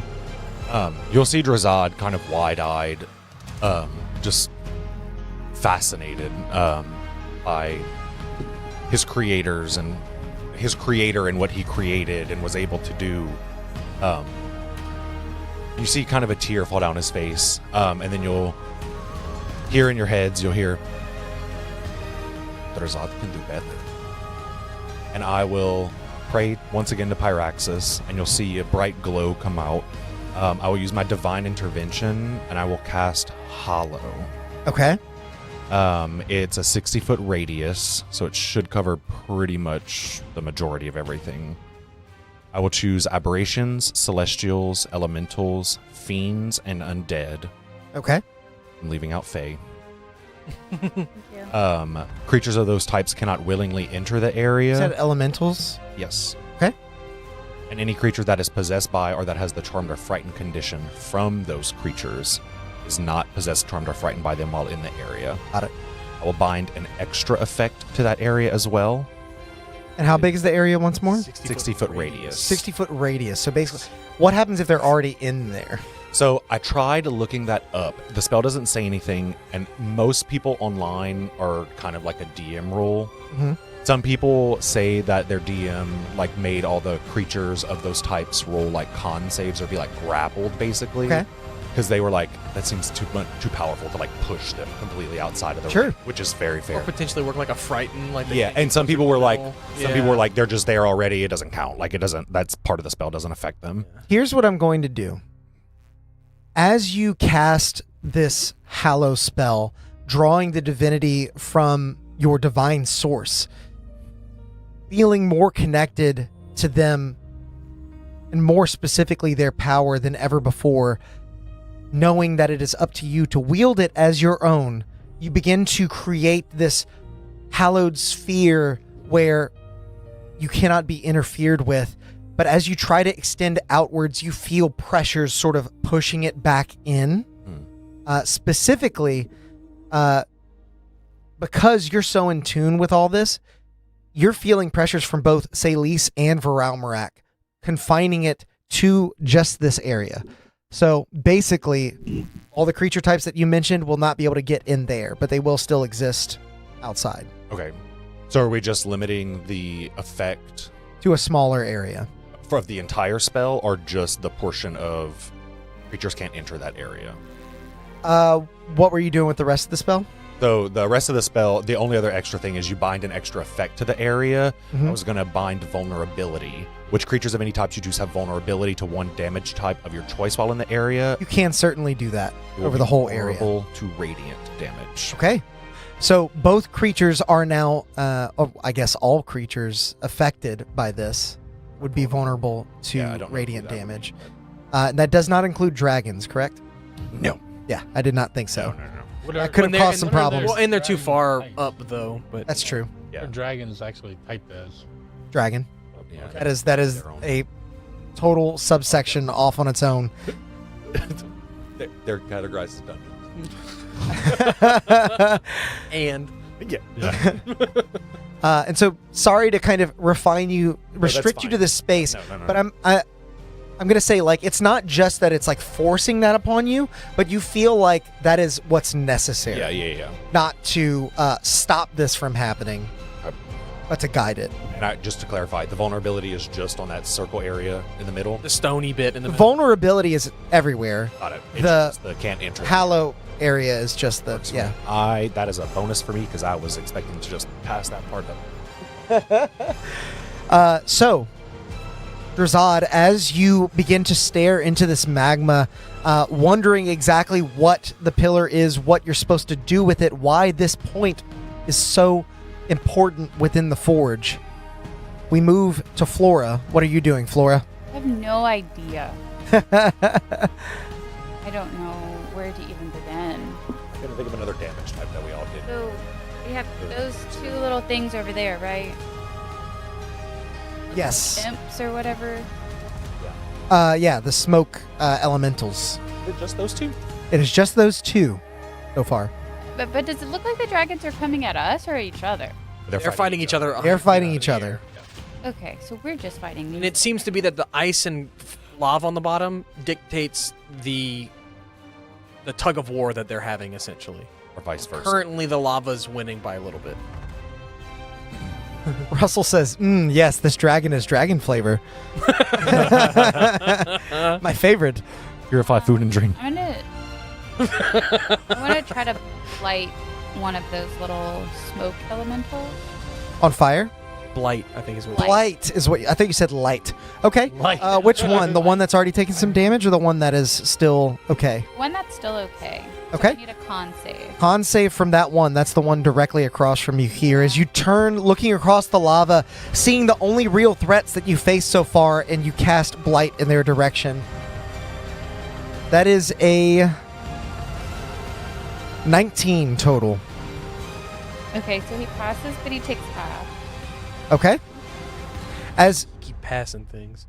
As you throw your hand across the way, vines spring up from the infertile ground behind you and begin crawling across the magma, curling up against the flame, but reaching your target nonetheless and still forcing some necrotic energy into them.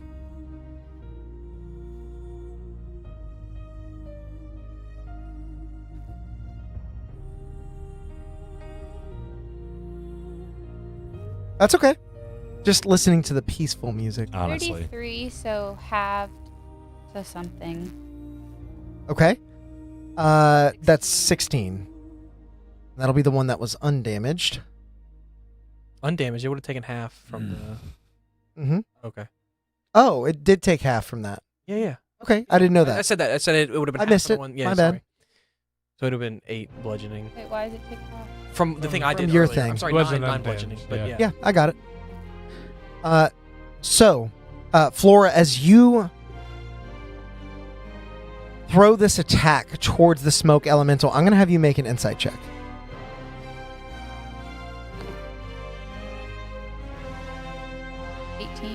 Okay. You kind of saw Valoth hesitate after splashing his water across the magma and seeing Varalmarak pleased at this. You see, similarly, Varalmarak react to this as his flames begin to burn even brighter. And you come to understand that Varalmarak seems to like whenever you attack things. Oh. In everybody's head, I'm gonna be like, it's not the lava, it's the intention. It's Ramarak's, the hate, pouring it out. You're attacking. Then I want to use my bonus action to heal Okay? one of the things I just hit. One of the things you just hit. Okay. Healing word. No, bonus action. Calm one of the the summon seventh word. support. I'm just going Okay. to do 1d6. Okay. I just want to see if that makes him mad. And which one? The one you hit? Yeah, I just want to see if that changes the That's intention. yeah. As you see this smoke creature beginning to dissipate somewhat from your prior attack, you retract your blight and allow some of the nutrients that it sucked out of this creature to remain behind. As the creature looks at you confused and then cackles anyway, it begins to reconstitute a bit more, and you look up and you see Celise. Even in this moment where she is being burned alive, she sort of like makes eye contact with you and gives a nod. Okay, so it's 2 attacks, 1 heal. That's where we're at right now. We now, as you begin to understand the nature of this, move to the smoke elementals themselves. Wait, did you want to move, Morgan, before their turn? You can come up here with me. They can't. They cannot. They physically cannot move into where Are you? Oh, I'm He's around the pillar. by the pillar. He's right? there. He's on the backside of the pillar. You may not be able to see Yeah. him. He's right there. Just as long as you get next to the pillar, they cannot get. You're like, it's safe up here. He's See, flying. odd. I can't see on. Where He's literally just on the other side of this pillar. I've tracked you. Yeah. Yep. Okay. As you move into this perfect sacred angle. space, you see the elementals attempt to claw their way in, but they reach an invisible barrier where they fight against almost an invisible wind that pushes them back. Seeing that their efforts are in vain, and knowing the amount of movement that they can make, they're going to get as close as they can here. This one's going to move a good bit closer to you, Odd. I'm actually going to say it is going to fly up a little. And as they get closer, he's about 15 feet in the air. Nope, he's on the ground now. He took that falling damage. It's because this base is like so wide. It's like what, than 3d10? it needs to be. Did he come within 10 feet of him? He did not. He is 15 feet away. You're 30 feet up. Yeah, He got within 15 feet. And as they approach, they each are going to scoop a black clawed hand into the magma beneath as their smoke around them begins to billow wildly. So, Drazad, you are going to be blinded until you move out of their 15-foot radius, and Odd, you will be as well. But more importantly, as we move to the end of initiative, I'm going to have each of you roll a d4 for me. This can't be good. 3. 3. Shit. Yeah.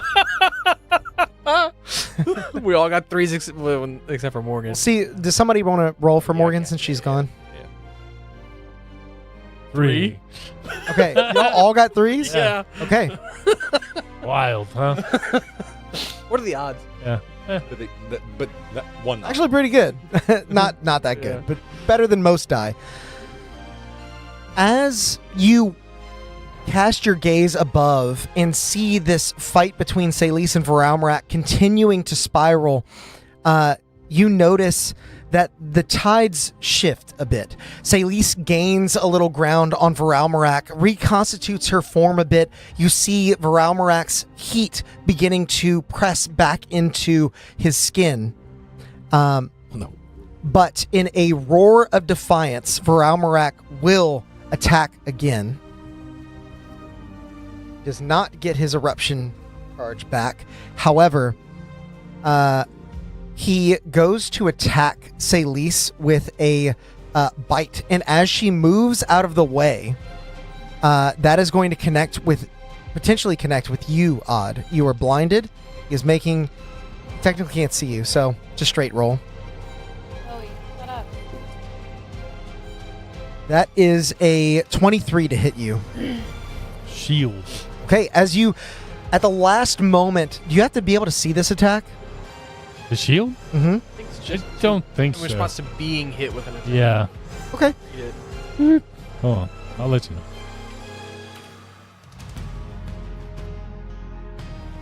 Nope. Just in response to being hit by a theft. Okay. You do not see the attack, but you feel it. And you feel the wind of Salis's motion. You feel the fire welling up within this foul dragon's fiery maw. Just before it clamps down on you, you shield, bringing a magical force on one side and using your mother's shield on the other to hold off the bite, keeping yourself from taking any damage. As the two of them now spin across the chamber, they're going to get close enough to you, Valoth, that Varalmarak's tail now whips out. That is a natural 20. Oh. Yeah, no. I'm just going to straight up. I know you told me before he rolled, so I was going to portent it, but I guess I'll silvery barbs it instead. Okay. Ooh, that gave We'll me re-roll. over my whole arm. You see him? I'll give you the advantage. I just rolled a second natural 20. Well, just don't tell me these things. Okay. I'll allow you to portent that if you wish. 1 in 400. Yeah, because I would have originally, but yeah, I'll cast the silver barbs and I'll portent. I'll blow both of them, but a 3 on the dice. I mean, you could say silvery barbs and then I'm going to portent. Yeah, but I was deciding who I was giving the see. advantage. Okay. I was. I understand. Sorry. I'm not denying you. What's the actual roll now? 3 on the dice. 3. Yeah. So a 16 Misses. as his tail whips Barely towards you. You misses. see it Holy coming out of in the blink of an eye. You duck down and you see this large spiked tail writhing with molten rock sling just above you, firing slag into the snow as it begins to hiss. The two of them now pull away back into the sky, but before your gaze is drawn upwards to them, we have some more friends entering the fight. On Salis's side. Oh, I just realized I put all of those up on the tray. I didn't realize you had set them out for tonight. Yeah, it's okay. You And got I it. undid all your work. I'm sorry.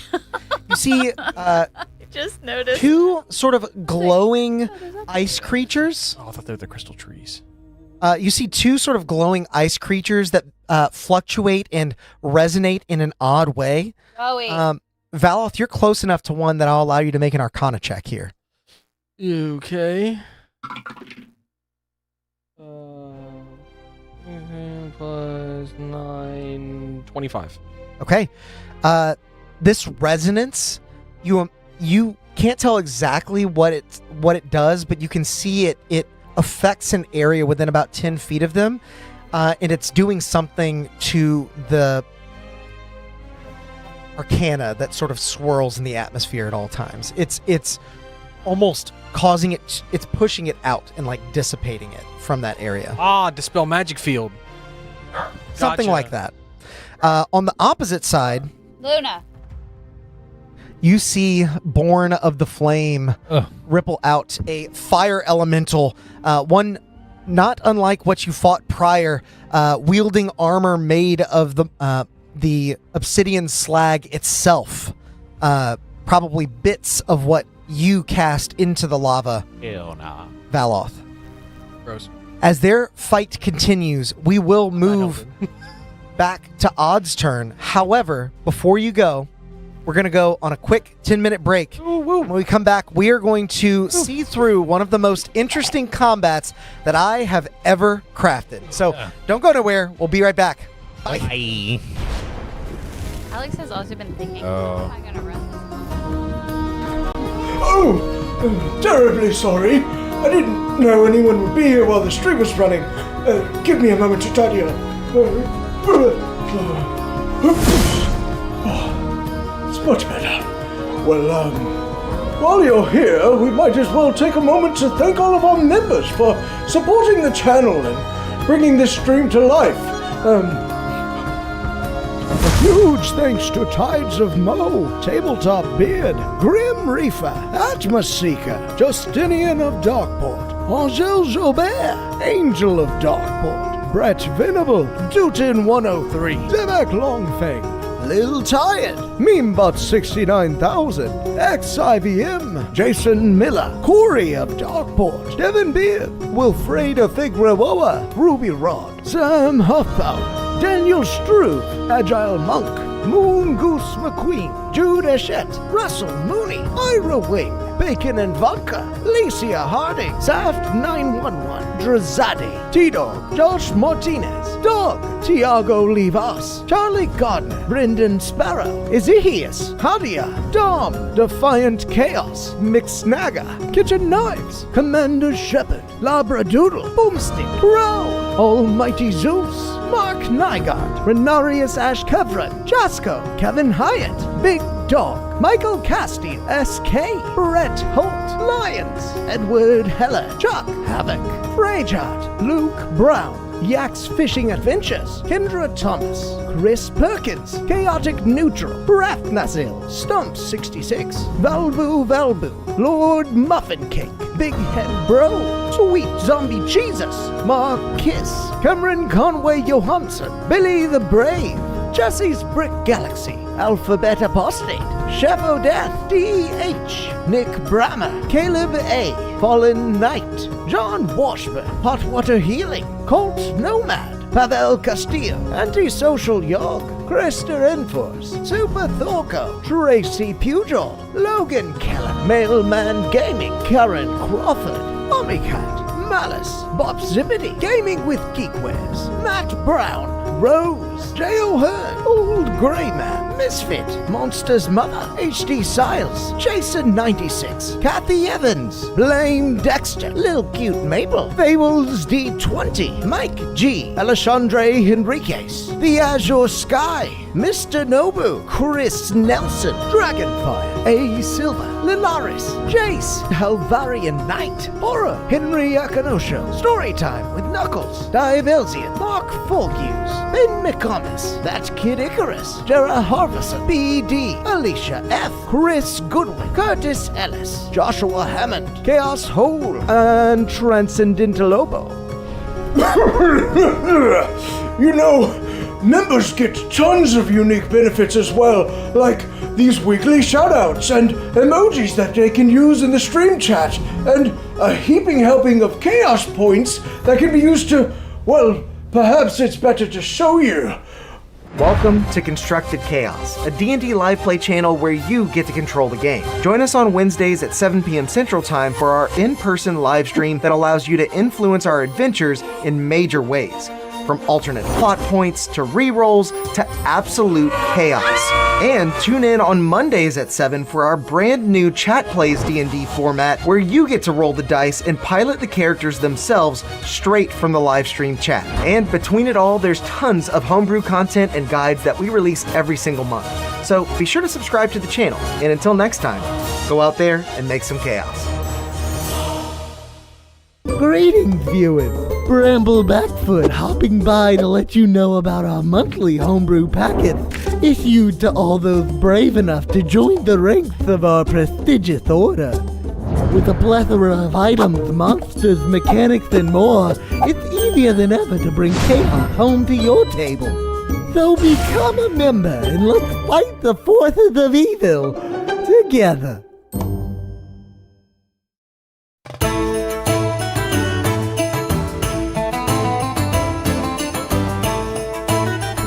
Thank you. You're all too kind, and the drinks are on me tonight. Ha ha ha ha! Oh, you must not have enabled gifted memberships. Let me show you how. Ha ha ha ha! What you'll want to do is make your way over to our channel page and then add /allow_gifts. From there, you can turn on the toggle for free stuff and join in the chaos. Ha ha ha ha! Now for my next tune, a little ditty about a dead necromancer named Pinky. Hello, Drizad here. Oh my god, you have got to come check out all of our wares. We have so many different things. Help support the stream and get yourself some new magic items as well over at the Constructed Chaos store. Greetings to all my bearded brothers out there. I'm Alex, also known as Constructed Chaos on YouTube, and I'm here today to tell you a little bit about my friends over at Tabletop Beard. This family-owned beard oil company is run by 3 brothers that have combined 2 great loves of mine: tabletop RPGs and beard care. And it makes a lot of sense because, as I'm sure many of you know, growing and maintaining a healthy beard can be an adventure all its own. I started my quest back before I was even on YouTube, and I guess you could say I was stuck at level 1 for a while, constantly itching my way through life with a wild and unkempt beard and just trusting hairspray and regular shampoo to get the job done. Believe me, I was rolling nat 1s on just about every charisma check I made at that point. But eventually I started trying various beard care products like oils, butters, and balms, and I found some that worked well enough, but none of them really tied into my backstory. Not to mention my wife was constantly complaining about the smell. Then I was put on to the products from Tabletop Beard, and let me tell you, it was a match made in heaven. Or hell, depending on what kind of flavor you prefer. These guys use a premium oil blend of meadow foam seed, rosehip, golden jojoba, argan, avocado, and sunflower oils to create the most high quality product that contains no cheap filler or artificial oils that you typically want to steer clear of. And each scent has been expertly crafted and matched to a familiar TTRPG style, so you know exactly the kinds of vibes you're putting out without the scents being too mundane or too overpowering. To top it off, all their products, oils, butters, and balms are made in small batches, so the quality control is top-notch, and so is the customer service. They're always looking for new ways to meet and exceed customer needs, and I've even heard that they have some new ideas cooking up behind the scenes. So consider this your session 0 and take some time to check out Tabletop Beard today. Truly, they're the only starting equipment that you need for your own successful beard care journey.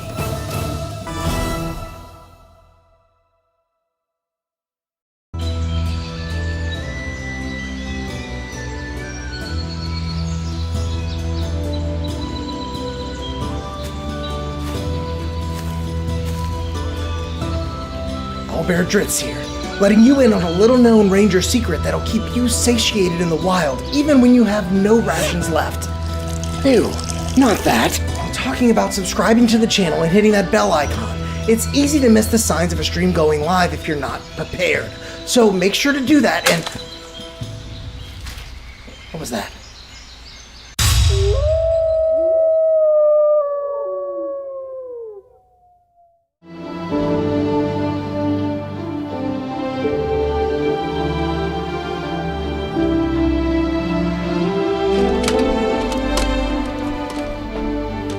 Hold it right there, adventurer.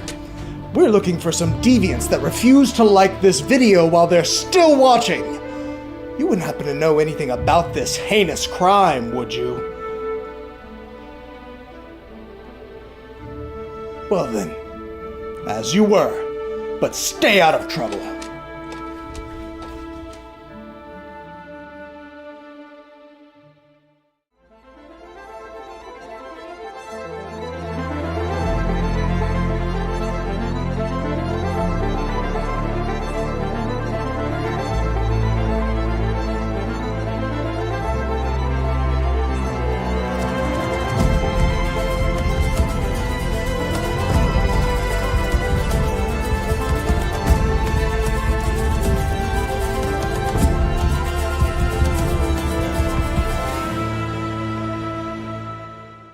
It appeared out of thin air when they found it, as if by the will of the plains themselves. A curious and mysterious bauble that has turned up time and time again throughout the ages.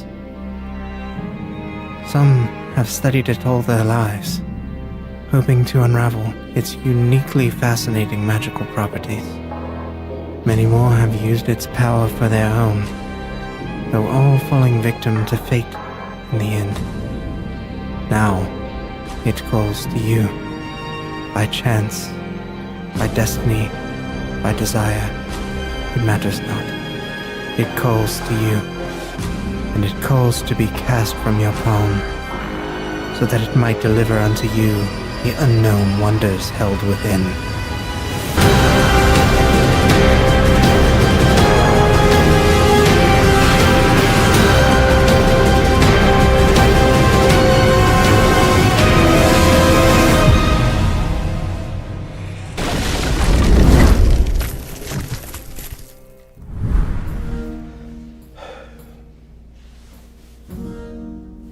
How much longer are they going to... Oh! Excuse me. Are they still not back? Wait there just a moment. I'll fetch them for you. The little chaos gremlins. You have people waiting, you know!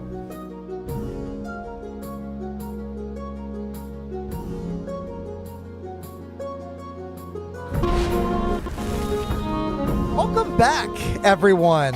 And congratulations to Moon Goose McQueen, my good friend, for your 1,000 chaos points from the raffle. Glad to see you guys stuck around for the break because, as I said, things are heating up and they are not slowing down. I can tell you that much. As we move from Varalmarak's turn to Odd's turn. Odd, what would you like to do? So, just like before, when we saw Odd on the ship gripping the banister, he's gonna grip his staff with that same type of intensity, and as he does that, his outline which is being obscured by the smoke. I'm gonna yell down to everybody else, I'm with Varalmarak. Y'all, I was like, and then I'll in my mind tell everybody, help Saylis. And then I'm gonna disappear and try and hit all the things around me. Did you say I'm 60 feet from every creature? 60 feet from... And 30 feet Yeah, up. you'd be 60 feet from everyone. You'd be able to make that. However, who are you going after first? I am gonna go after the elemental. Okay, the smoke elemental nearest you? No. The big fire elemental. Fire one. And then Okay. I'll probably go that way, you know? Got it. Start there and go up. Yeah, so you summon the courage. You need not summon the will to leap back into battle as you lunge through time and space, teleporting to a spot just shy of this fire elemental. 10 feet away from each one of them as I hit them with the You stand at a safe distance upon your... flying, right? Yeah. Above them. He's doing Sunwell Strike, so he's like... Yeah. He's probably going to end up back where he was. I will end... Yeah. Do like 3 laps around the battlefield. I think I will... Yeah, I'll end up... I'm going to go this way, Alex. Okay. Like this way around. Sure. I'll probably end up on that snowy one in the corner. Okay. I'll keep that in mind. Yep. Your attack roll against the fire elemental. Does a 18 hit the fire? 18 does indeed hit, yes. And I'm going to be using as I'm going around, on those I'm gonna use cold, and when I get to the other side, I'm gonna use fire. Well, and you would have seen Drazad cast Hallow. You may know that Oh, radiant. Yeah, Radiant I just is. use radiant already. I Yeah. was like, damn, this is a great combo. Actually, this go around is all gonna be force. All force. Okay, Because the spell dictates that. got it. Yeah. So as you bring actually- yourself within 10 feet of the fire elemental, you lash out with your Lied. staff. I lied. That's gonna be 37 force and 28 radiant. Okay, 37 force, 28 radiant. This one I can make. Yeah, but you doubled that because that's 14 right there, right? Right. So Yeah, the radiant's already doubled. Okay, gave it to you doubled. so numbers one more time then. 37 force Okay, and 28 radiant. okay. As I jump real quick, and I mean, this has been eating odd for five plus days. That's Okay. my first hit just As you slam your staff into the fire elemental that has just constituted, you peel away a large chunk of the solid armor that makes up their upper body. As it clashes into the magma, you see their form beginning to dissipate, even though they are so close to the heat beneath. You see Varalmarak turn back towards you, looking eyes bright with red fire as their tongue flicks out. And they give you one of these. What are you doing next? the two smoke elementals. Disadvantage, right? From Yes, because you will be blinded within their range. Which one first? we're gonna go do. Like, Dude, top one. dude? And then out to that one is what he wants to It's okay. I had a feeling that was going to happen. Put him on those But pedestals. it wasn't me. Ramarak's pretty. He wants to go out to that one. Back Yeah. there. Yep. Okay, so you come That here, isn't you make your even attack side. roll. Yeah, He 19. would have went. 19 hits. All right. How much damage? I get the sigh. 26 force and 20 radiant. Okay. Giving it to you doubled. Okay. Yep. 26 force. Yep. That was the one that Flora had hit previous. Yeah. As you sort of give this feint attack, as you pull away from the smoke elemental, strike its ally, and then pull back, striking at it, you catch it unawares, even in its darkness, and as your staff waves through the air, it seems to dismiss this dark smoke that has surrounded you as the creature is felled, and no more. Does it look like Varamarak liked that though? Yeah, he's continuing to do that. He's doing it even more now. He blinks again, gets by the next one, and he hits the next one too with a Don't Rolled understand. higher. with a 20. That will hit. 21. He is enjoying And us 37 killing all and these things. 22. How much? 37 force, 22. radiant. Okay. You do this one in as Screaming. well. Every like it's almost louder than the dragons fighting on every hit when he appears in his. As you connect with this one as well, back to back, dismissed this dark, dispelled this darkness that was plaguing Drazad only moments ago. He now can see his implements once again, ready to do whatever it is that he needs to do. You feel the wind carrying you onto your next target, but as you attempt to target either of these two creatures, you realize that you cannot. Can't target them. So do I blip over there and then like I'm not there, or You I don't- go to blip over there and then You go I to can't? blip over there, you feel like a like I hit a jitter, wall. like, Yeah. So it's not a you creature. can't. No, You you can't can't go to target them. it with spells. I think is what's happening. Oh, right. Oh. Yeah, that weird field around it. So you can punch it, but you can't target it with a spell. Yeah.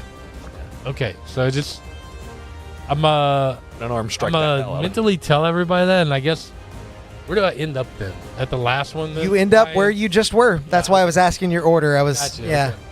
But I'm still like above. I want. Yeah, you're still Yeah. you're how high? I mean, I would have been like on top of them where I could reach down and hit them. Okay. So like So 10 feet. 10, 20 feet, somewhere like that. we'll say 15. We'll Yeah. split the difference. So Odd, you are 15 feet in the air when you find your magic fails you. You're unable to move towards these creatures that appear to be moving quite slowly. These little gatherings of ice. They don't even necessarily look like creatures, but you know they're alive because as they sort of vibrate and twist, they hum with this sort of living energy. I am going to use a bonus action to give Celise a bardic inspiration. Okay. Yeah. She takes it as as you give her a quick wink, and you hear in your head, "Thank you, Wielder. Be careful." She continues to fight up above you as we now move to Valoth's turn. Valoth, what are you doing? Valoth is gonna run to the pillar. And, Okay. I don't think I can get there with my movement. You can't quite.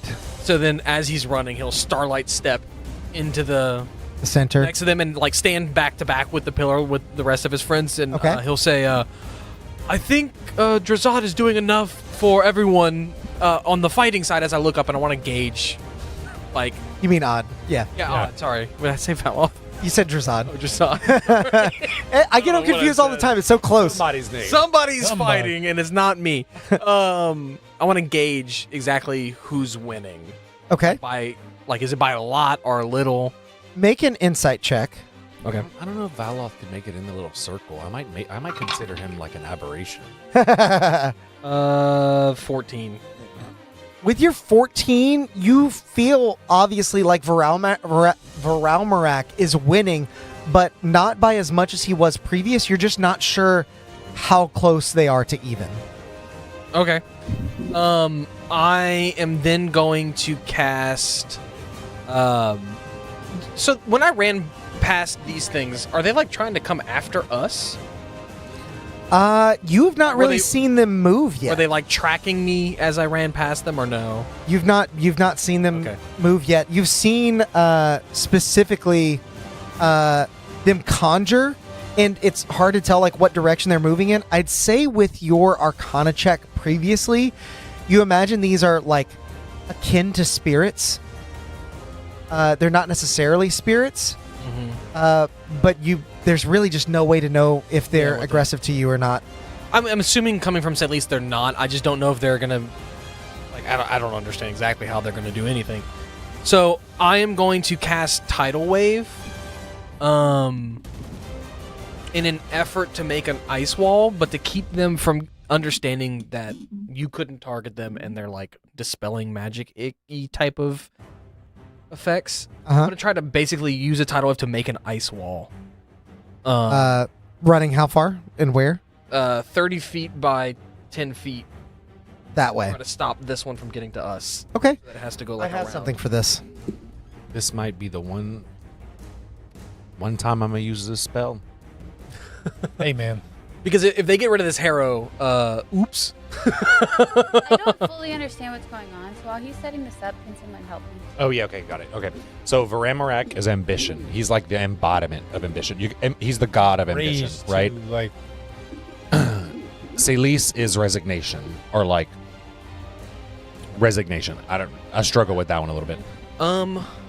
So basically, every time we And more over so that it normally has whenever to we go into a fight, pretty far in we're either like, direction. yeah, to get our around goal is to us. beat this bad guy, kick his Listen. ass, and like move on with That's it. only 10 feet That's our tall, so ambition. if it flies, it What can go above. drives- But our ambition is what drives Cross us that to, bridge like, when we get do there. that and reach that goal. Okay. That's Varamarak's whole like MO. Aloth, as soon as you get into your the safety of Drazad's Hallow spell, you sling up. You melt some water that is some ice that has already appeared on the ground, allowing it to refreeze naturally as it hits the air. And in a spray, you create a crystalline wall that you can see through as these spirits continue to slowly shift and maneuver. We now move from from your turn to Drazad's turn. Drazad, what are you doing? did Varamarak or Salis particularly like or hate what I did? Varalmarak did not really react, as far as you can tell with your prior insight check. Salis is a little busy. Maybe it's hard to tell how she felt. about it. Sadie's got some stuff going on. Yeah, Parents, are fighting a losing battle right now. Dad, are you proud of me? Drazad still being proud of kind of what's going on, because at this point he kind of feels like he's he's reaching his peak. Mhm. His His final form. I will cast Circle of Power. Okay. I need a Hallow's not concentration. concentrating ring. No, it is not. Okay, Circle of Power. I know Circle of Power is. Yes. I got you. An aura radiates from me, and I didn't think about it. Everybody has advantage on saving throws against spells and other magical effects. If you make a saving throw against a spell or magical effect, and you make it because it's only like a half damage thing, you don't take the half damage. Oh, dang. That's good. Okay. So as you conjure up a new spell to embolden your allies, realizing in this moment that this is not just a physical battle, but a battle of wills as well, and you need to keep your cool. As your master once said, you need to know when to bend and when to be bent. You ripple out this magic that empowers your allies so that they can stand the test of time against these mighty foes while you figure out what it is you need to do at this mighty forge. Cool, Drazad. Exactly. Flora, it is your go. What would you like to do? I have no idea. You have broken my brain. Okay, what was the last thing about it? Some of this you'll just have to figure out as you go. healed the enemy and he liked it. I don't know if you heal us I'm sorry, and he did not like it. I don't know if you heal us if he Are would y'all similarly damaged? not I'm going like to take it. the dragons off the board just so it's easier to see. Yeah. He's got. I think it's the... Oh, you are? Okay, I'm coming. You're hurt. Yeah, we all failed that save earlier whenever they did 42 damage to Yeah, us. but we all have 100 hit points. Yeah. You have 5. Yeah. I'm 3 away from being bloodied. We forgot. Are you? Yes. Yeah. We got it. All right. I am the squishy wizard. There's a reason I drop prone. I forget you're that squishy though. Did another Are fire y'all elemental all pop up? No, you didn't. No, you didn't kill that one. You got him close. Three of Okay, us. got you. Me, you, and Baloth are within the All right. 15-foot little magma. 8 more do it because I forgot to do He's the 15 admin. feet up off the ground, so I think he's. But I'll add the pretty 8. close. He's within probably 30. I forgot of us. the racial thing lets Mhm. me add Is it radiant? his radiant. I don't know So why it's we're gonna 4 double to 8? Got it. Hey, mass cure wounds. Okay. say period. Ooh, nice. Targeting what? Whoa! All of us. All of you. Okay. 6, 12, 18, 20, Damn. 4, 27, 30. Wizards are squishy little 37 marshmallows. plus 5, 42. 41. 2. That's exactly how much damage I took from that. His tail thing. really? earlier. Yeah. There you I mean, go. he did 21 plus 21. Period. So. Okay, so everyone should be pretty healed up. Okay. That is my action. Then for bonus action, I really don't know what to do. I'm just gonna You're not. kind of in the figuring out phase right now. Yeah. You said there's a forge? Like, where? No, he was saying the lava is his forge. I'm staying. Okay. Okay. As you cast a healing spell over your allies, seeing them revitalized in this clash of titans, you see creatures still swirling overhead. But before anything, you see these little wraith-like creatures begin to move forward in your direction. Drazad, once again, Hallow stops what? Aberration, celestials, undead, fiends. Elementals. What a crazy spell. Hold on. It is Choose any of these creature types. You just didn't choose Fae. Aberration, celestial, elemental, fiend, and undead. Yeah, I didn't choose Fae. Okay. So these creatures begin to move slowly. It looks like they don't have a whole lot of movement speed, but then all of a sudden they take off. This one is 40. It's like, what's her name in Twilight? It gets really close to this fire elemental, and it looks like it is making a charge towards it as it recognizes that it can't get past the hallow that you have up. This one is going to begin making its way around this way. Oh, sweet. Some ice wall. There's something. No. He did nothing.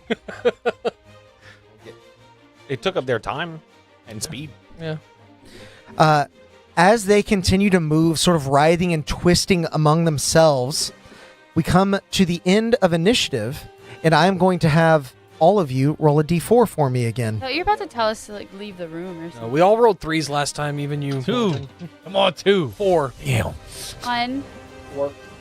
Okay. No 3s. Hey, Valoth got a 4. 4. 2. Odd got a 2. Drazad got a 4. Uno. And Flora got a 1. That's 2 and 2. If it's split, 1 and 2 and 3 and 4. As the creatures continue to move,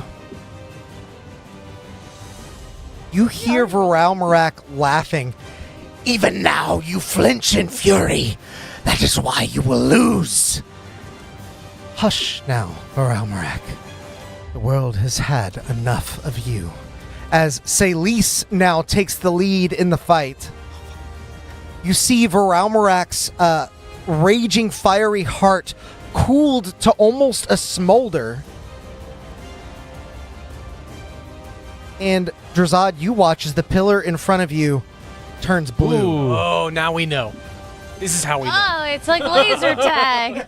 This is their home It goes base. from a writhing current of magma to a stoic beam of ice. I did that because I healed. All of you had a hand in this. Healing word. Healing word. But Thanks, God. I'm proud of you. as you notice the tide shifting, feeling this nice cool wash over you after being subjected to the flames for so long, Yoey. you see more enemies appear on the snowy side of the battlefield. You see, let's see, it was at, let's see, so. God damn it, Yeah. Bobby. That's my purse. God damn it, Bobby. It's a rock lobster. Another of these. Another one of these wraiths spins up from some of the crystals that now jut out from the snowy surface. One of the crystals themselves then begins to move as it floods forward. You see all around them a flurry of white wind and sleet begins to conjure. This is basically... I'm not going to tell you what it is, so take that. As we now move back to the top of initiative, Varalmarak is not in the lead, Celise is. And as she turns a corner, she pins Varalmarak to the ground, rears back, and then you imagine a breath weapon is about to be summoned, but instead she just says, I do not hate you, but I must end you. As her words carry through the whole of the chamber, it is a 90-foot cone in this direction. Son of a bitch. But what is it? Like vicious mockery? It is a chilling vocal resonance. And until the start of the dragon's next turn, this area is an anti-magic area. What is? It's anti-magic field. Where? I'm going to put some markers down so we know. You can reach your big circles now because they're hanging. Yeah, but this is a cone.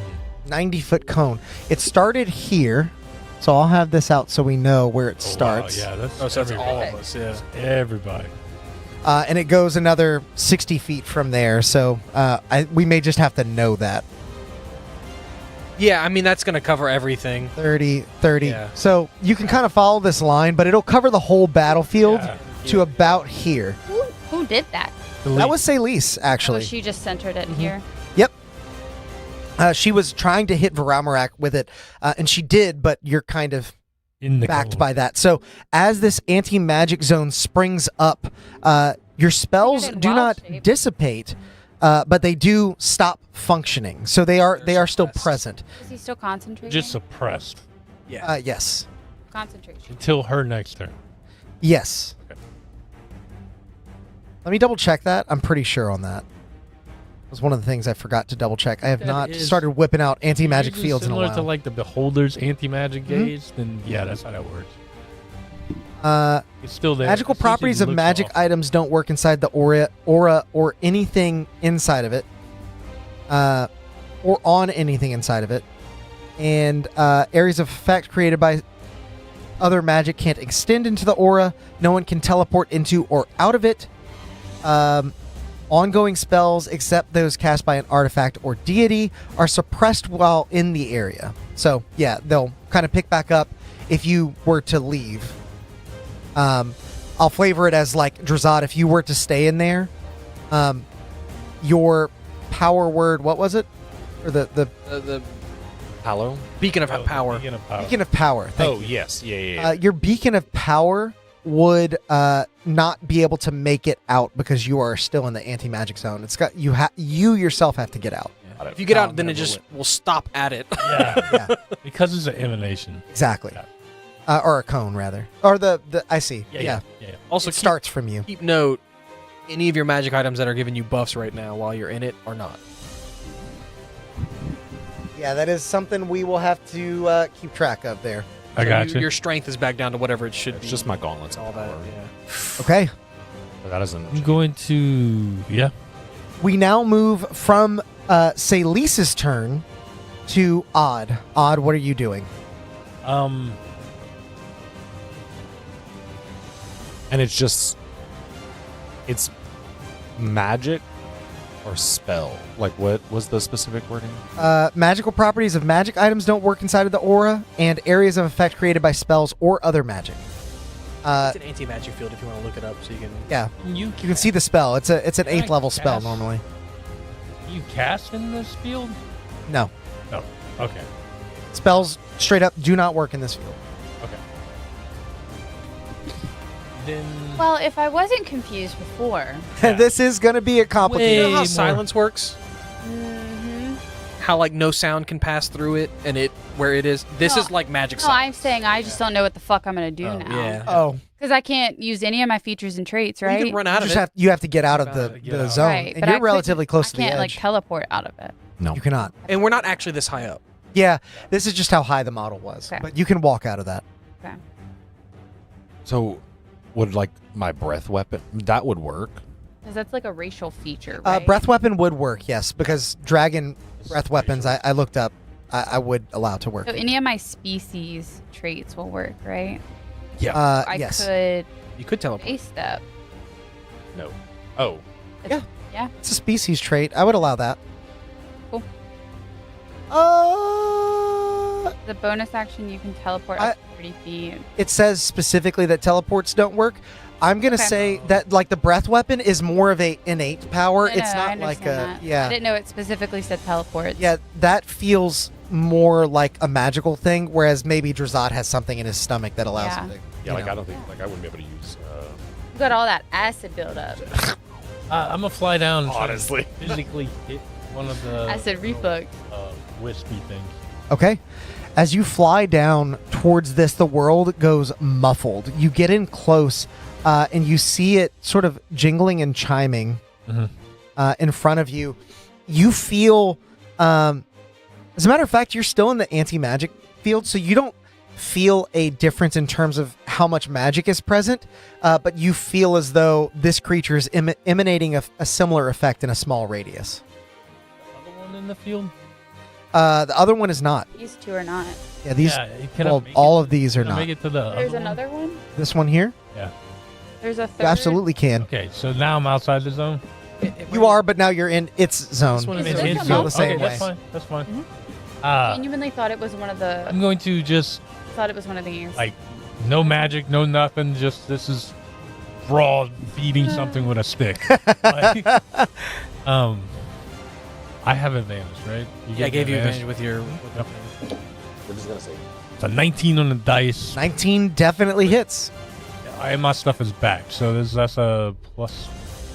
Yeah, that's a 28 or something like that. Yeah, I mean Yeah. the 19 hits by itself. Oh, okay, gotcha. Just keep in mind that your the magical properties of your magic items won't work here, and you won't be getting like He's out of bonuses it to now, so dam- he. Oh, But I'm in it. you're in its. Oh, God. Yeah. They also create anti-magic, just in smaller areas. So my emanation's not working either, right? Your emanation is not working. Okay, gotcha. But this works. Can I cast spells in here? You cannot. Okay. Dun dun dun. He gets hit for 11 bludgeoning damage. Okay. and you hit for 11 bludgeoning damage and 8 radiant damage. That's already doubled. Is Oh, the it's not radiant? working. It's not working, no. Yeah, the radiant's a function of your magic item, correct? No, it's a function of the hollow spell, which Oh. that's still going on outside of the cone, right? No. It has. I was telling. That's what I was telling Drazad. He would have to get outside of the cone for that to But the function. hollow, the Hollow's hollow's not. different. It's separate from him. He centered it on that point, and it's now separate from him. Okay. Yeah, it's not emanating. No, it's on a place, not a. Yeah, but that's what I mean. Like Not a hollow emanation. is not specific to you. Then I would allow that to work. 8 radiant. No, I just Top of assumed that because Where's your radiant come? the- It's a racial trait. That's a racial from my wings. Whenever you do the racial thing and like you sprout your wings, I'm wondering if that also classifies as magic, though. doesn't say. I was says looking at it. It says doesn't say touch a anything about point and infuse an area around it. Oh, I'm not worried. The Hallow thing, Yeah, yeah. I'm fine to have. I'm talking about his racial ability that allows him to do extra radiant damage. Yeah, it doesn't say anything about it being magic. You know what? Just to It's make called- things it's called simple, Celestial Revelation. just to make things simple, I am going to allow everyone's racial features to function. Cool. Okay, so I'll hit it 8 radiant, and then I'm gonna hit it again. Not earlier. Okay. Sleeping behind the chair. Oh, actually, it has to make a strength save. Okay. Sorry, I have a lot of stat blocks pulled up, so I'm sure double you checking do, this. Yeah, How much bludgeoning? And it was 8 radiant, and how much bludgeoning? 11 bludgeoning, 11. 8 radiant, and I'm Okay. doing the doubling for you. So just put it. Thank you. Yeah. As you connect with your staff, swiping at this creature, you see the icicles that make up its body sort of separate from your attack. It does take damage from some of the icicles the ice shards begin to crack. It takes all the damage from the radiant, but you can tell that it is resistant at least to the bludgeoning damage you dealt it. Okay. It needs to make a strength saving throw. Okay. Be toppled. Ooh. Try and break one of its little legs. One of its little legs. Yeah. It is not going to make a strength save because it is immune to the prone condition. Yeah, I Okay, just hit gotcha. my It is a collection of sort of crystals. Just Gotcha. I'm gonna hit it shifting. again then. Okay. clumsy. It's a Literally. crystal flame skull, Does a That was the idea. 15 hit. and it looks like the same model. 15 does hit. Yes. Hey. As you connect once again, spinning on a heel, bringing your staff to bear, hoping that you can deal enough damage, even with all the magical properties sapped out of your equipment. 15 damage. 15 damage plus bludgeoning damage and Okay. 8 more radiant. Got it. 8 more radiant. Where's the feet? How big is its emanation? You can tell it's about a 10-foot radius From it? from it. So even if you're 10 foot away from it, you are still in it. I got you. Okay. So it wouldn't work if I got Just it would barely be out of my reach. if you went to 15 feet, it would work, No, but I it only still have- has a I only have field up. 10-foot reach. Yeah. Yeah. Okay. Do I have a bonus action? Yeah, bonus action. I'm gonna give Varamorak a bardic inspiration. Okay. Varalmarak turns to you. It Ha-ha! seems you've come to your senses. Yeah. Pleases me to see you fight where your mother refused. Don't bring my mama into this. We now move. Yeah. Oh, you want to talk Huh? about She mothers? refused to fight. Anybody get that? We now move from White chip. your turn to Valoth's turn. Valoth, what would you like to do? Step out of the anti-magic field. And as soon as I'm within 10 feet of that thing, my contingency goes off. Okay. As he's reaching in his pocket for Pocket sand. You're in its anti-magic now. well, I mean, I would have stepped. So where- step yeah, there. Yeah. But if you get within 10 feet of him, you will be in it. You can get within 10 feet of this guy. So wait, so how does that work though for the Yolan's regal presence? Because it will reach it at the same time that it reaches me. It's an anti-magic field. So So- magic, even if It's the Yolan's same goes off, anti-magic field. Okay. Okay. it's an anti-magic field around all of those little creatures. The big guy on the back, you can tell, doesn't have that, but seems to have something else. So, well, okay. Are you approaching this him? might complicate things then. So hollow wouldn't affect them, ever. If they resonate. Oh, technically, yeah. Right? I'll keep it as is for right now, but yeah, moving Okay, so forward. that's why I was... Okay, yeah. So I'll step within 10 feet of that guy without getting 10 feet of that one. As you move towards this icicle individual, seeing this sort of flurry of sleet raining down around them, I need you to make a strength saving throw. Oh, yeah. I'm just going to fail that. You have heroic. Can I add this to that? Is that what? Yeah. You can add that to anything. It's not going to matter. I fail. Okay. Unless it has a saving throw of 4. Then DC 4, then yeah, I fail. Oh, sorry. It's a dex save. But I assume you still fail. I was reading the wrong thing. What's a dex save? I may Text is try to small in this. save it, then. I'm going to make these little stat blocks larger so I can actually read them. Yeah, I'm going to use the Bardic. Oh, 10. 7 plus 5 is 12 plus 9 is 14. Do I want to use my reaction? Sure. 14. 14 dex. I'm not going to use my reaction. You said 14? Yep. You fall prone as soon as you get within 20 feet of them. So that's about right here. That's where I want to be. You've used 15 feet of your movement to get that far, but as you step down from this sort of raised platform, your feet touch ice on top of this stone and you slip. You are prone, and if you had concentration, you would have lost it. Oh, okay. Gross. It's basically sleet storm attached to a creature. Then he's gonna... So, okay. Here's another question. If I summon something and then I step back into the anti-magic field, the something I summoned is out. Still good?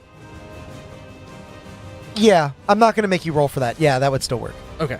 Yeah. So that was just movement. I have the no actions or bonus actions yet. Trying to set off the contingency, he's going to slip and fall and be like, okay, he's going to reach in his other pocket. He's going to pull out his little dragon effigy that Drusad made for him. And he's going to Dragons everywhere. He's going to summon a dragon spirit. And he's going to pick resistance. So I think I've used this thing wrong in the past. I think it's a little bit better than I've used it in the past. That doesn't track. Yeah. I'm going to choose fire. So I am now resistant to fire. It is resistant to acid, cold, fire, lightning, poison, and it deals You're going to have fire to remember damage. that. No, I know. Okay. Before I thought it limited its resistances, but it doesn't. So where's it going? I'm going to put it next to Big Boy. Big boy. Boy! What is that? It needs to make a dex save. It's flying. Oh, it's flying. Okay. Dragon. You conjure elemental? No, That dragon. was a dragon. No, it still Never it still mind. needs to make a dex save. It is Even if it's flying? it is an emanation. It's a large dragon neutral is what it is. Remember we established that they're their own I mean, that is the description. Okay. Yep. Dex safe, you said? Yeah, it is still like snowing and sleeting, so it presumably could knock them prone. Oh, I see. Hold on, next placing that faucet. Oh, much better than me. This is 30. 18 on the dex save?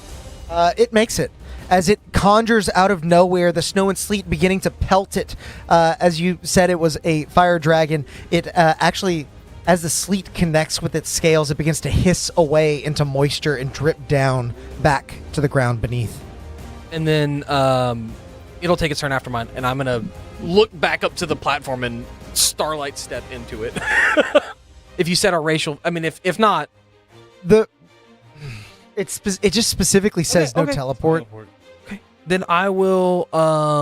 if I have to use... Let's do it. Let's do it. We'll Let's do walk it. like a peasant. Yeah, I was like, I'll walk closer. I'm gonna make the Okay. ruling that all racial just to avoid the confusion of it. If I don't not, want I can walk in. It feels I'll plan very on like walking choosy in a weird way. I'm just gonna say racial stuff works back. Okay. or species stuff.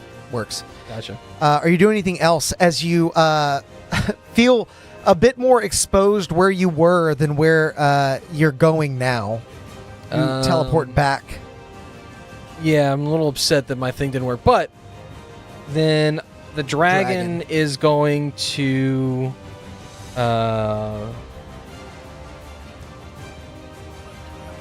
a number of rend. Okay, so it's going to make 2 rend attacks on this thing. Okay. That is a nat 20 and an 18. 18 total. 18 total. Both hit. Okay. On the nat 20... Just in case. Yeah. I wasn't going to let you know what the AC is. On the nat 20, it's going to be 14 points of piercing damage. Okay. Oh, wait, no, sorry. This is dumb. 14 plus another 5. 19 points of piercing damage. Okay. Then on the other one, it is going to be 6 plus 9, which is 15 points of piercing damage. Okay. And then it's going to use its breath weapon, so I need a... Ooh. It's going to swing around so it can hook the other guy in its breath weapon, too, because it's a 30-foot cone. It's going to be on the crystal that's behind him, but... Yeah, I got it. It's perched. Okay. You just can't see from there, that's all. So I need a dex save from both it and the anti-magic thing if breath weapons work in anti-magic. Which you didn't see. They do, yes. Yeah. Just break the whole. Dex saves. First, the one closest, I'm pretty sure is going to fail with a 8. Okay. Other rolls a 14 on its dex save. Oh gosh. DC equals my DC save. Okay, so yeah, both fail. that's easy. Yeah. 7 points of fire damage. To both? Both. Okay. As the fire ripples out from your dragon's maw, cascading across this field of snow and ice, it evaporates some of that snow to reveal some of the charred black earth beneath and some of the magma that is bubbling just beneath the surface. Viral Marek's foul will waiting to return to the surface and take over once more as you see Viral Marek, or rather you feel his gaze upon you, pleased at what you have done. Yeah, I would have also tried to make the dragon look like him. Yeah. A little mini magma method, basically. Yeah. Cool. Just need to deal that. It was 7? Yep. Okay. 2 and 5 on the dice. Once again, lots of little creatures here.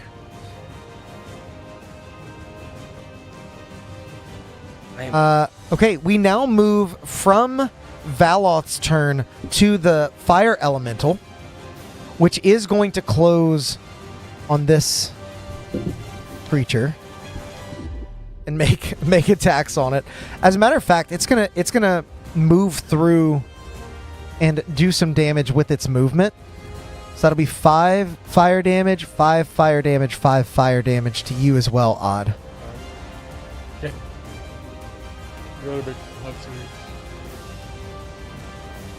You do need to make a con save. Thank you, my astute friend. Now you're not going to kill me, right? well, that remains to be seen. Remember?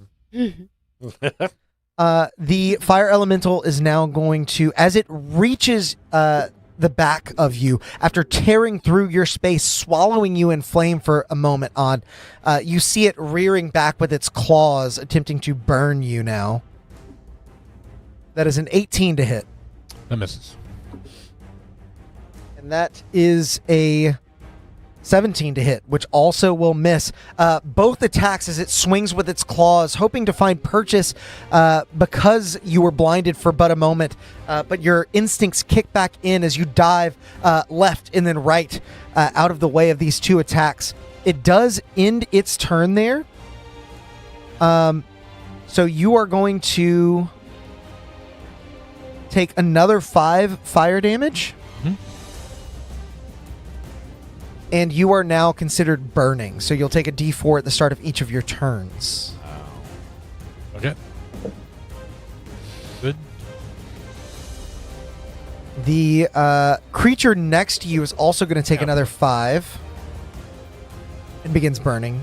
Is he in the creature's anti-magic field? He is. He would be. It doesn't appear to be affecting him because he is. This is him.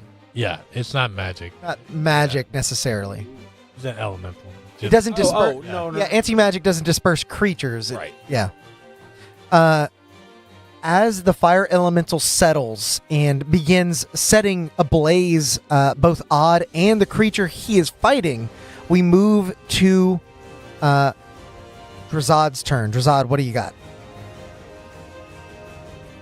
I think Drazad is going to sprout his wings and take a nice little flight.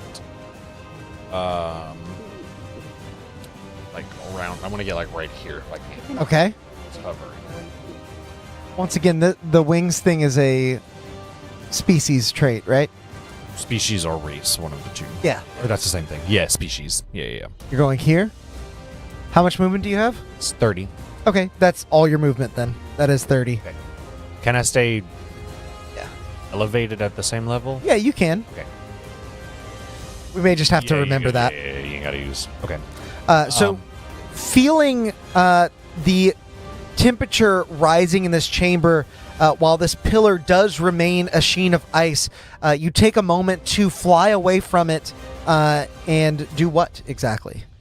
So now Circle of Power is back up, at least for Odd. It is. Hey, my dwagon. Or no. So-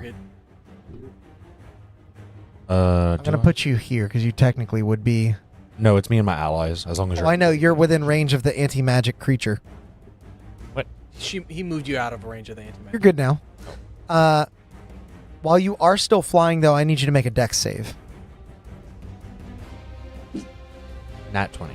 Okay. Yeah, you're able to stay aloft as you navigate this minefield of anti-magic.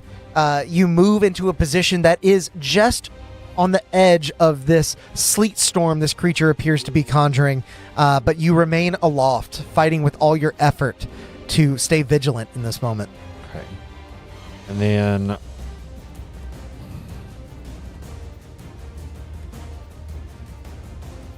I'm going to cast a first level guiding bolt. Onto... Fire elemental. Okay. Make an attack roll. We about to hard swing this back in Varamrak's direction. I want to do it. Maybe, I guess. I don't know. It all depends. Does a... Oh, what? We don't know. We all Yeah. We'll see what Flora does. Does a 16 hit? A 16 on the fire elemental does indeed hit as your guiding bolt cascades across the way, arcing just over top of the anti-magic field being produced by this crystalline creature between you and the elemental. It connects. How much damage is it doing? 6, 7, 8. 8 radiant damage. Is that with the... Okay, yeah. As your guiding bolt connects, you see it evaporate into the fiery form of this creature. It continues to loom for a moment until it begins to burst with light as the flames are basically dissipated and the fire elemental is no more. Yeah, brother.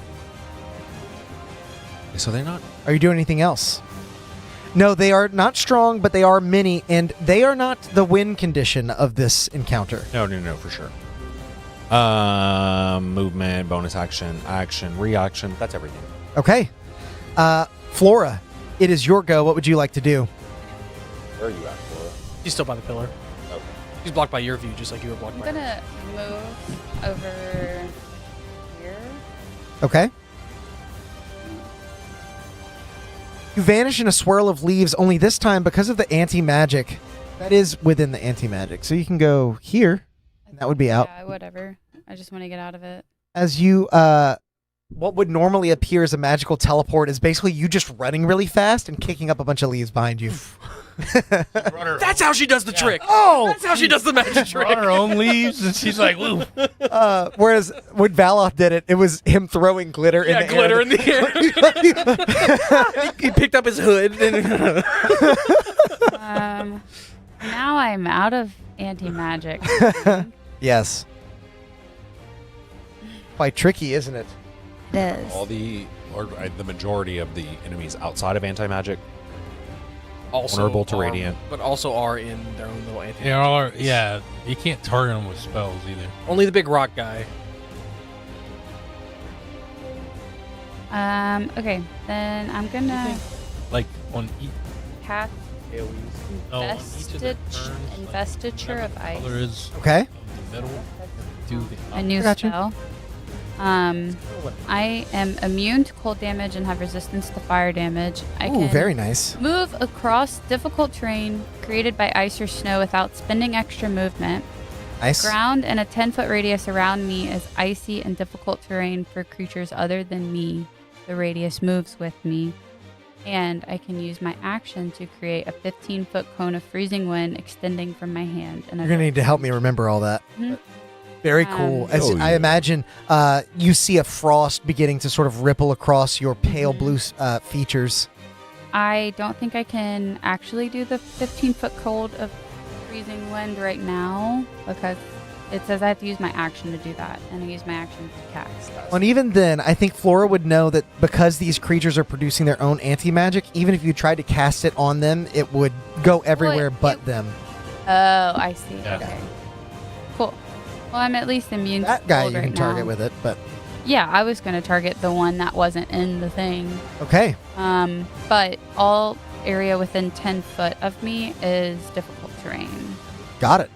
So actually, flying, Rose. And drop that around you. this might help remember. That's less than 10 feet, but I know, but it'll help us remember. okay. Just effects everywhere. Yeah. No, I'm not upset about it. I think it's cool. So I've never used this one before. Yeah, I'm excited for it. A lot of new spells today. I'm also excited to use these new stat blocks as this creature, Odd, continues to sort of chime at you, and it pushes forward, melding with your armor of Agathis and going That's- into your body. Okay. Yeah. It looks like That your was armor of immediately Agathis going when Varemarak was like, reconstituted anew. yeah. As it melds with you, you feel a piercing cold from within your heart. As you are going to take 10 cold damage Okay. automatically. And it actually takes a bit of force damage as it ends its turn within you. Okay. I need you to make a Constitution saving throw. Okay. What's this for? This is resisting some of the anti-magic properties that it possesses. Okay, so not with advantage. No, It's not shouldn't for be. concentration. It is not for concentration. That's a 7 plus 5, 12. I want to take something more. No, 12. Your drum, Mhm. one given to you by Eularos, loses its magical property Okay. for 1 round. Okay. I don't want to make it super sad. It's okay. It's only for a round, but basically you feel the magic, that cold sort of springing from your heart, causing the drum itself to sort of ice over in a way that makes it not resonant anymore. The creature remains within your body, but as you move, you can feel that cold shifting. So Does the coal put out the fire that's one thing? make a luck roll. Okay. Mhm. 13. I'm gonna say yeah, you're not burning anymore. Nice. As the cold ripples across the drum, you're like, oh no, and then the Yeah. fire goes out. You're like, oh yeah. Oh yeah. It is the other one's turns. 10 damage that you took. Yeah. This one is going to move into you, Flora. And as it crosses over you, its anti-magic takes over, so your investiture of ice does drop. It's not like gone for good, but it is suppressed. While it moves into your space, you are also going to take 10 points of cold damage, and you will take all of that. I am immune. You're not. Because he took breath. Oh no. The creature will also take 5 points of damage from that. It is sort of a war of attrition in that way. 10 points? 10 points. That's some shit. I'm going to leave them next to y'all so I remember where they are, but just know that they are they're inside of you. Ooh. And this one is going to close on you, Drazad, moving into your space. No! That's right. You're going to take 10 points of cold damage, and it's anti-magic again. I actually need you and Flora to both make Constitution saving throws as you feel that cold rippling from your heart towards your magical items. 12 is too low. We know that. What kind of save? On. Now, it did only affect his drum for 1 round. I don't know how How it works. if that was because it was plot armor drum or Oh, I don't. What was? I don't think I could use it anyway. So. What about a 15? 12 failed. I used my reaction. Me too. What's the rarity of your Cerberus tooth again? Is it rare or very rare? I think it was Forgetting very about that rare. thing. It's ultra rare. I think it is very rare, I but thought that was. Purple. So I mean, it seems like a. very rare. Yeah, Okay. for what Did it a does, 15 it seems pass? like a. very- 15 does pass for your Cerberus tooth. You feel, or rather, you see the green flames inside of it beginning to get snuffed out, but they burst with new life as you are able to keep your composure in this moment. Drazad, use what did that. you roll? Okay. Your shield is not magical for the next round, regardless of if you're in anti-magic or not. I don't think my shield is magic. I thought it was. My shield's back. What do you have? It's just a +1 shield. The only thing I have magic on me, it would be Lightbringer, the Gauntlets of Power, or I have a Pearl of Power as well. Gauntlets. I'm targeting the gauntlets. I don't know what rarity they are, but They're 5 fails. No, they're with green. What's the green? Yeah, it's the green. They're Uncommon. green. Uncommon. okay. Yeah, so they actually automatically are suppressed. All of my stuff is green. Sorry, I know there's going to be a lot to keep track That of, was but weak. this is how it's going to work. To it. Yeah. That was weak. Drazad is still pretty Going to strong. bump you up. No. At the end of their turns, this behemoth of ice now turns on. Well, your dragon's still flying, right? Yeah, 10 feet off the ground because it has a 10-foot reach on everything it has. Okay. It is going to begin rushing forward towards. What's the furthest it can go with 30 feet? Flora. Flora, it rushes towards you. You feel the ground beginning to quake. You see sleet before you see anything else, and then you just see this icicle behemoth basically sliding across its own water slide of ice towards you, and without stopping, it just slams into you. Doing like a Frozone thing Yeah, in front of it. that's exactly it. That's how it moves. That's not super suit. You need to make a strength saving throw, Flora.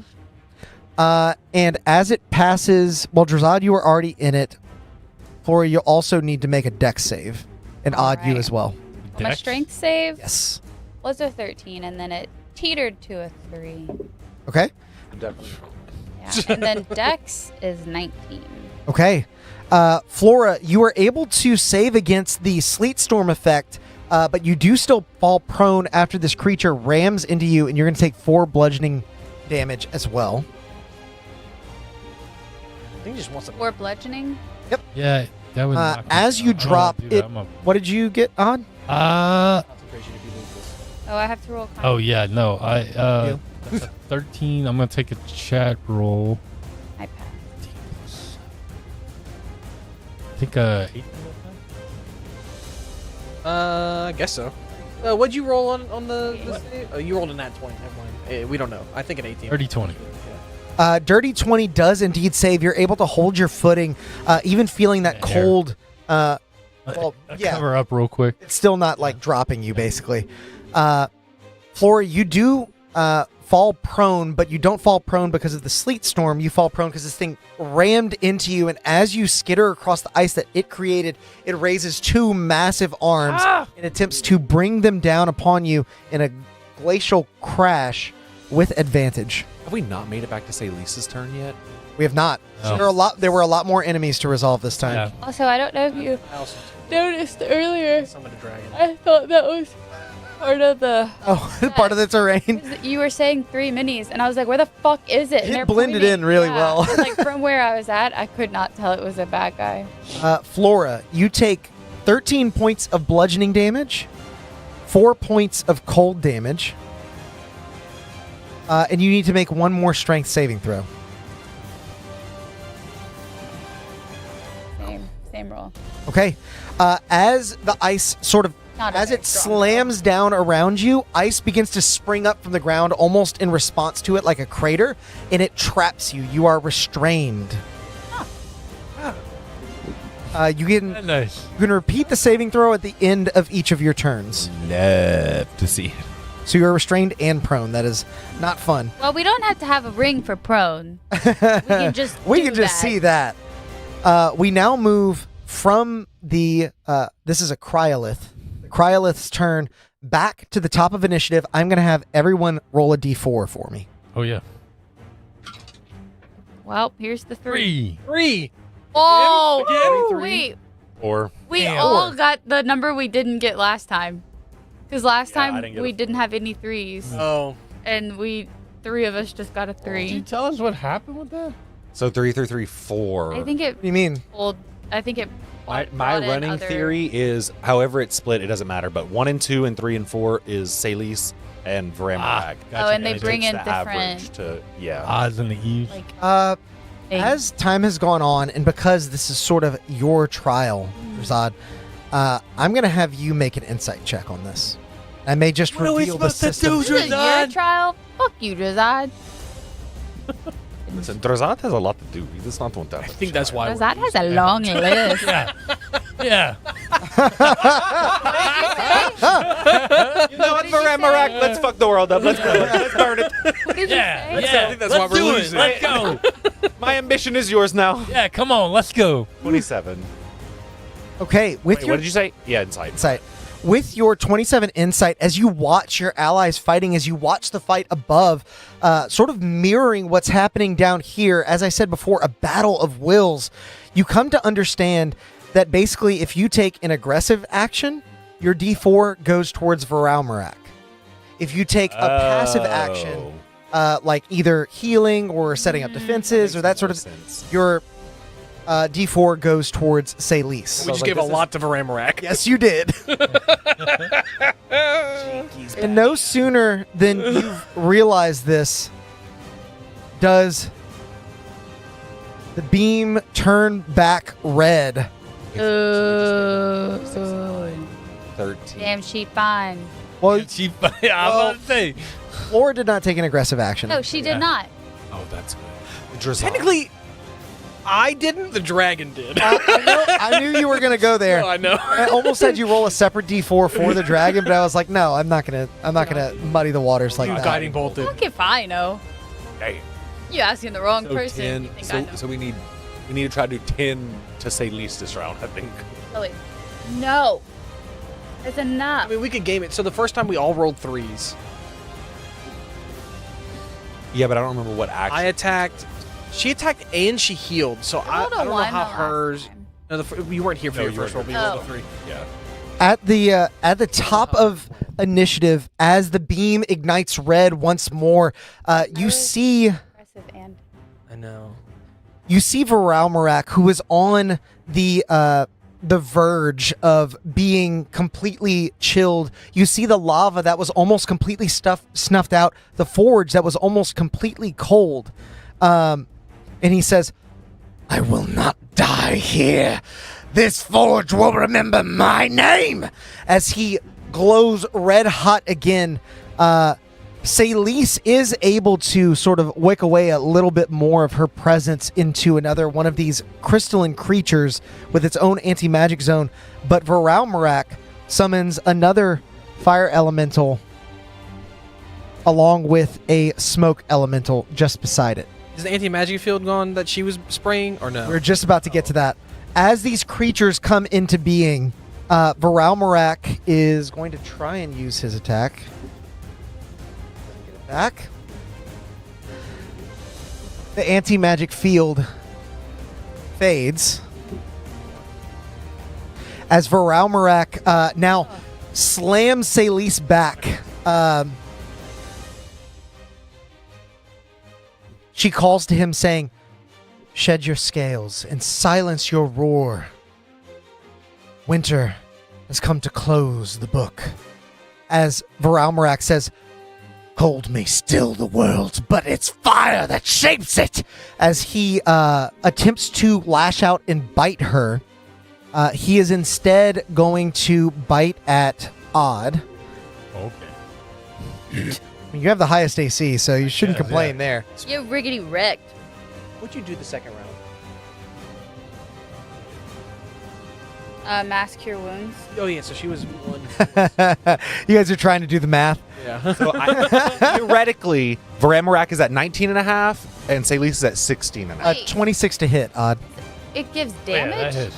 Okay. Why half? You're going to take 20 points of bludgeoning I'm not and asking. 9 points of fire damage. As the jaws do find you this time, you aren't able to get shield up and block it. And as Varalmarak releases you, the pair spin across the room again, his tail swinging towards Drazad. Make my concentration save. Okay? Nice.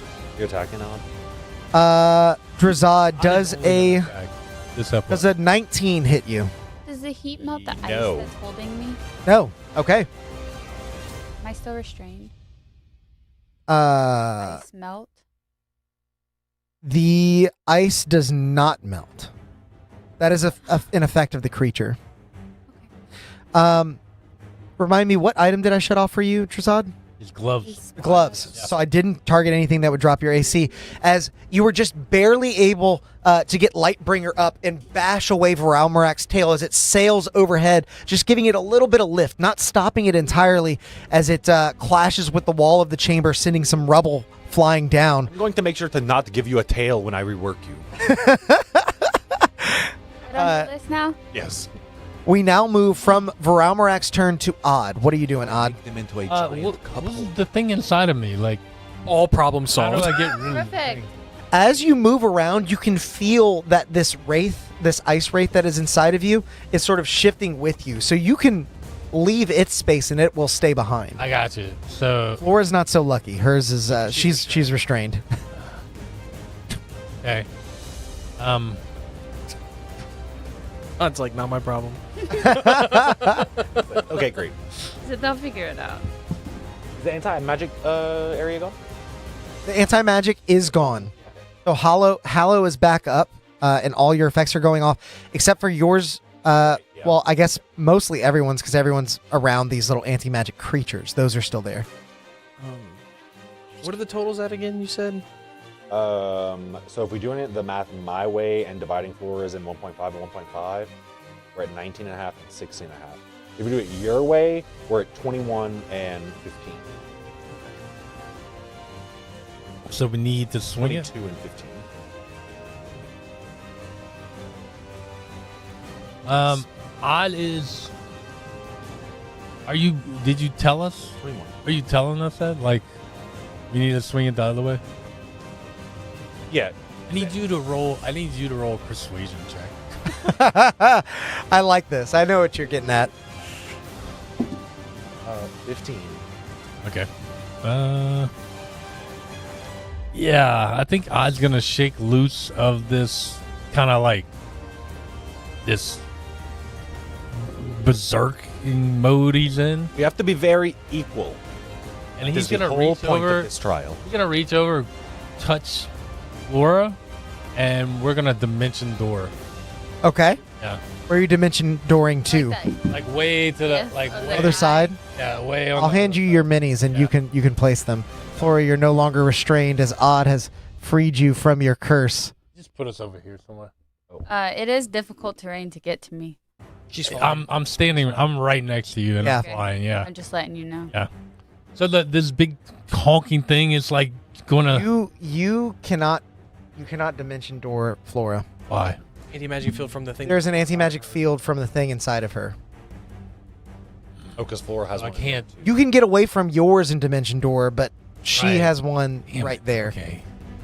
Wait, why do I have one? Because It you went- have it one went in on you. you. It's That's also why it's occupying not your difficult terrain space. around you right now. I thought it Okay. came back. Never mind. What? I thought that the anti-magic was gone. No, The anti-magic cone from Salis is gone, but these creatures produce their own. I did not realize. Yeah, this is literally a trial by fire because this is a Yeah. lot of anti-magic It's a what? shenanigans. Trial by fire. Fire. Trial by fire. Go there, cows outside. I said that one time. There's gonna be cows outside. There's a cow farm. Yeah. There's gonna be cows outside. I said that walking the dogs one time, and I God, fully put it said back. trial I by mean, fire, and he was yeah. like, Gotta put us Wait. back. Sorry about that. No, it's okay. I didn't catch it either at first. Yeah. It's Trixie. We don't usually run anti-magic stuff, but Yeah. such is the theme of Salis versus Varalmarak. So I goes to do that, and then he falls back into his bloodlust. And like steps, he's gonna probably fly up Okay. and just 5 feet so that thing is below him, and then he's You gonna feel the cold sort of move through your Yeah, body I'm like a gonna hit chill running down your spine. hit the one that I'm above. Okay. Russell Make an attack did roll. The trial of ice and fire. Nice. There's a 21 hit. Carbuncle fire. Carbuncle fire. 21 definitely hits. Then it's gonna take. It takes 8 bludgeoning and 8 he watching? radiant. Trying to remember which was which. This is the one I've been beating up on. Yeah. It should have had. So this, it's gone. As you connect with it, your radiant is what shatters the ice crystals scattering across the snow and instantly melting back into nothing. Period. Does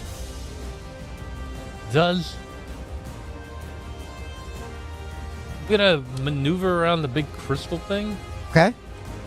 be out of the anti-magic, Uh huh. still flying. Like, just consider me always like 5 to 10 feet off the ground. You technically never left the sleet storm range, so you don't need to remake your check. Yeah, and then I'm I going don't to. think it might be at the beginning of your turn. Let me double check. Yeah, I'm going to. I'm going to summon some spears into this guy. It is when you start your turn there. So I will have you make a quick dex save. See, I'll have it start now, but 15 plus 4. you make it. Okay. Now I'm going to hit this guy with 3 spears. Okay. Yeah. Feeling your magic returning as soon as you thwart the coldness in your heart. Does a 17 hit this guy? A 17 does hit. Okay, so 2 hits, 1 miss. Okay. Because the other one's like 11. 11 does not. Yeah. Yeah. Who is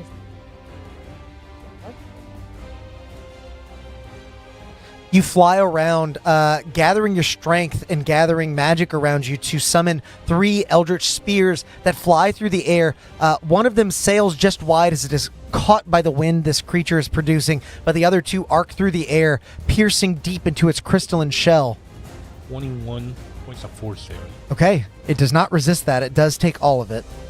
And then can I target Flora with a spell? You cannot, Okay. because she is in anti-magic. She's in the anti-magic. Damn. She is in quite the predicament. I know. All right. Okay. I got a bonus action. I'm gonna bonus action healing word myself Okay. to try and balance out the stuff I did. Got it. Don't worry, I'm leaving him on the bad side. With your healing word, you don't necessarily look down at your own body. You look up to the skies and say, "Sorry, Salis." We move from your turn to Valoth. What do you got, Valoth? How many things can my dragon carry? How many people? It is a large creature. Yep. You can carry, I would say, 2 medium creatures, but I would require a check. Okay. And how far is it from Flora? From Flora, it would be over 30 feet. Looks Yeah, like it's a maybe 60 about 40. It's a 60-foot fly speed, so. Yeah, about 40 feet. Am I still restrained? Yeah. You are. Oh my god. What is she restrained by? I tried. Ice. Oh, so it wouldn't be able to just like walk up and I grab tried, her. Flora. I would allow her to remake the save as the dragon sort of pulls on her, but there is a chance that she remains stuck and you can't move her.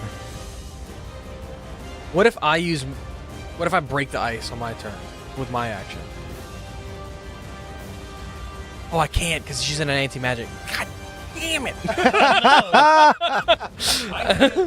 Now that, well, I'm glad I didn't have to make that choice. No, yeah. you made it. You made Okay, it yourself. So what I'm gonna do is I'm gonna move my full 30 feet, that way. Okay. You are here. Yeah. Here. You got a better angle on it than I do. About how far could I get? Like here?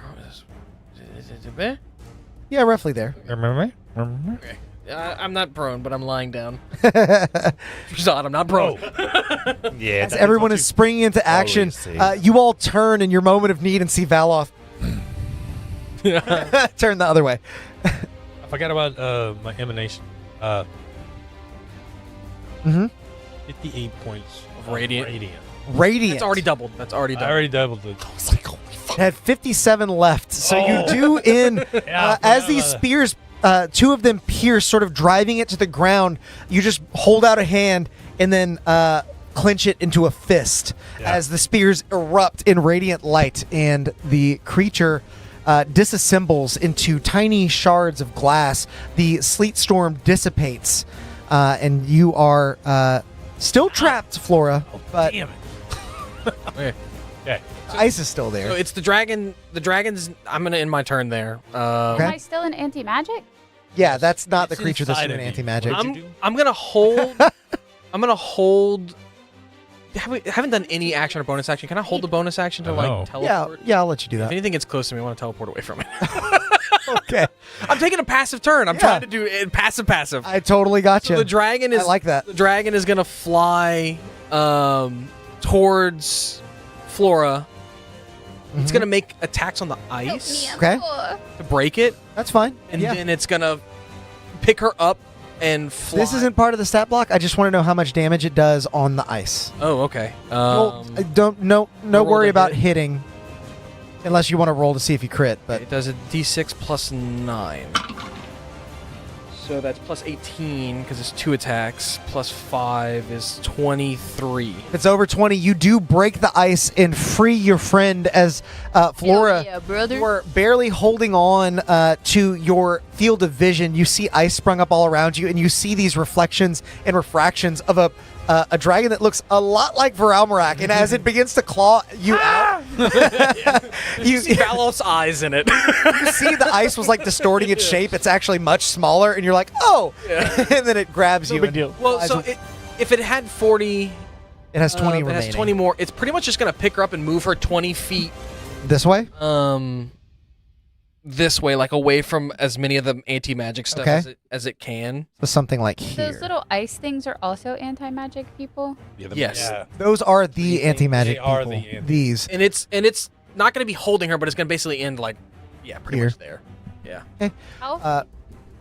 Flora, as this dragon pulls you away, you feel that cold sort of ripple out of your body, and your own investiture of ice returns. How? Technically, that makes it difficult terrain, but you How got that close far. Do you have to be? Well, it can fly, I know. right? It's How fine. close do you have to be to the things before it does anti-magic to you? 10 foot radius. They're tricksy, but as Odd has discovered, You cannot they're tell not me to exactly strong. Yeah, they're weak. They technically, this is a fun fact, I made a creature without an attack. Nice. It doesn't have an action. It's only based on like its movement and Very effective. Aggressive. Yeah. Yeah. Aggressive passive. to do damage. It also has to do damage to itself, Yeah. basically. I don't know. I might be a 50-50. Mine might not count. I don't think so. I healed.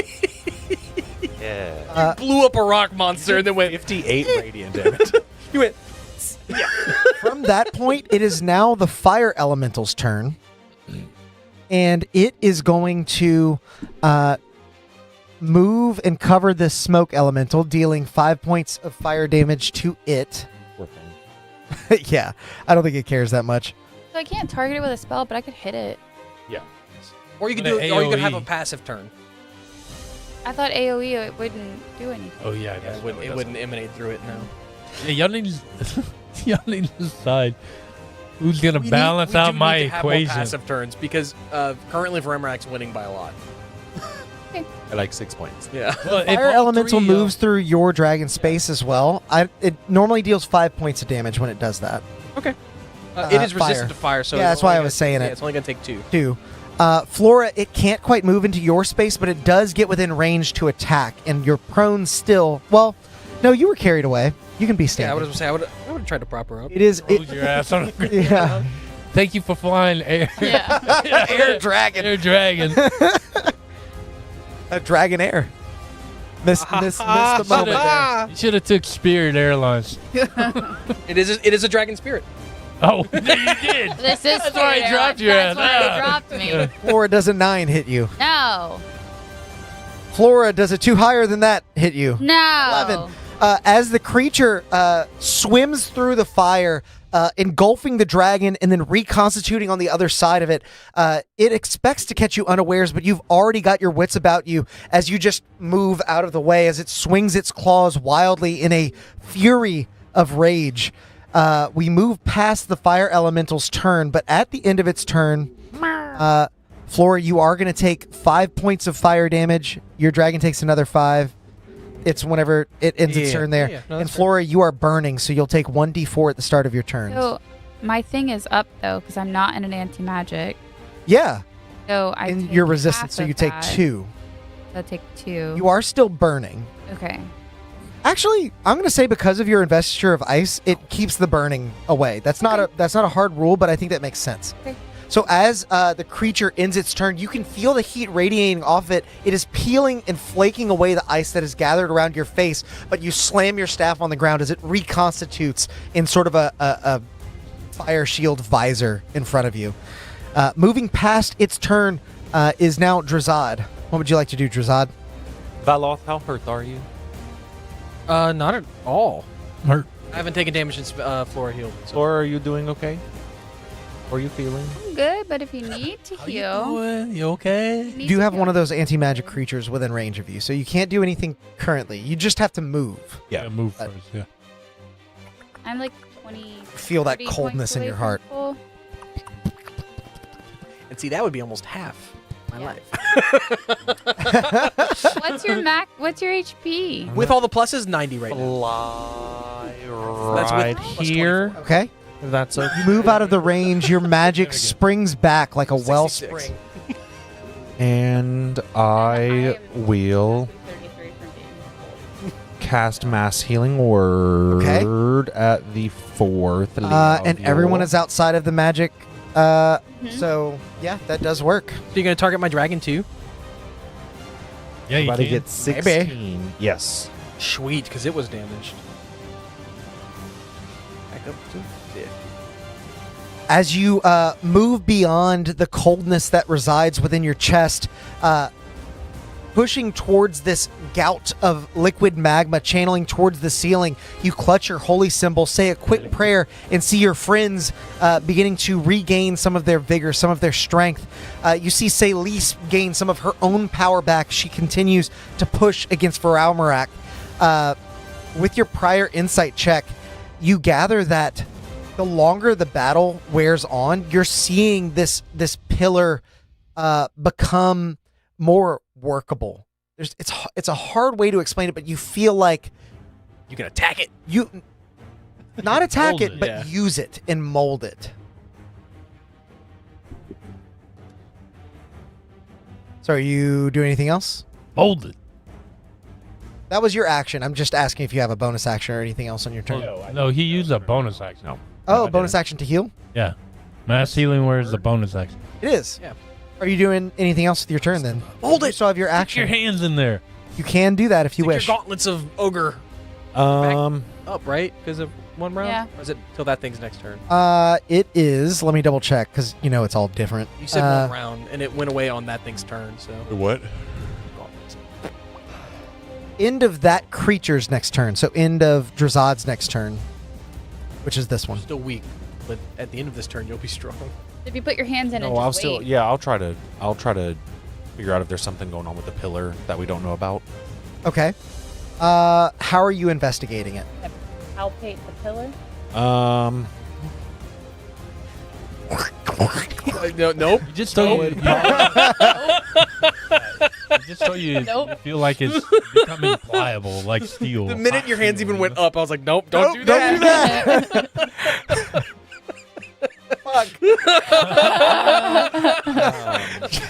Chat, don't clip that, please. I don't think you can see your hands. Your pillar lasts more than It's your pillar lasts more than 4 hours. sound I was making, too. You Claire. absolutely could see your hands. I just saw it on the replay. Yes.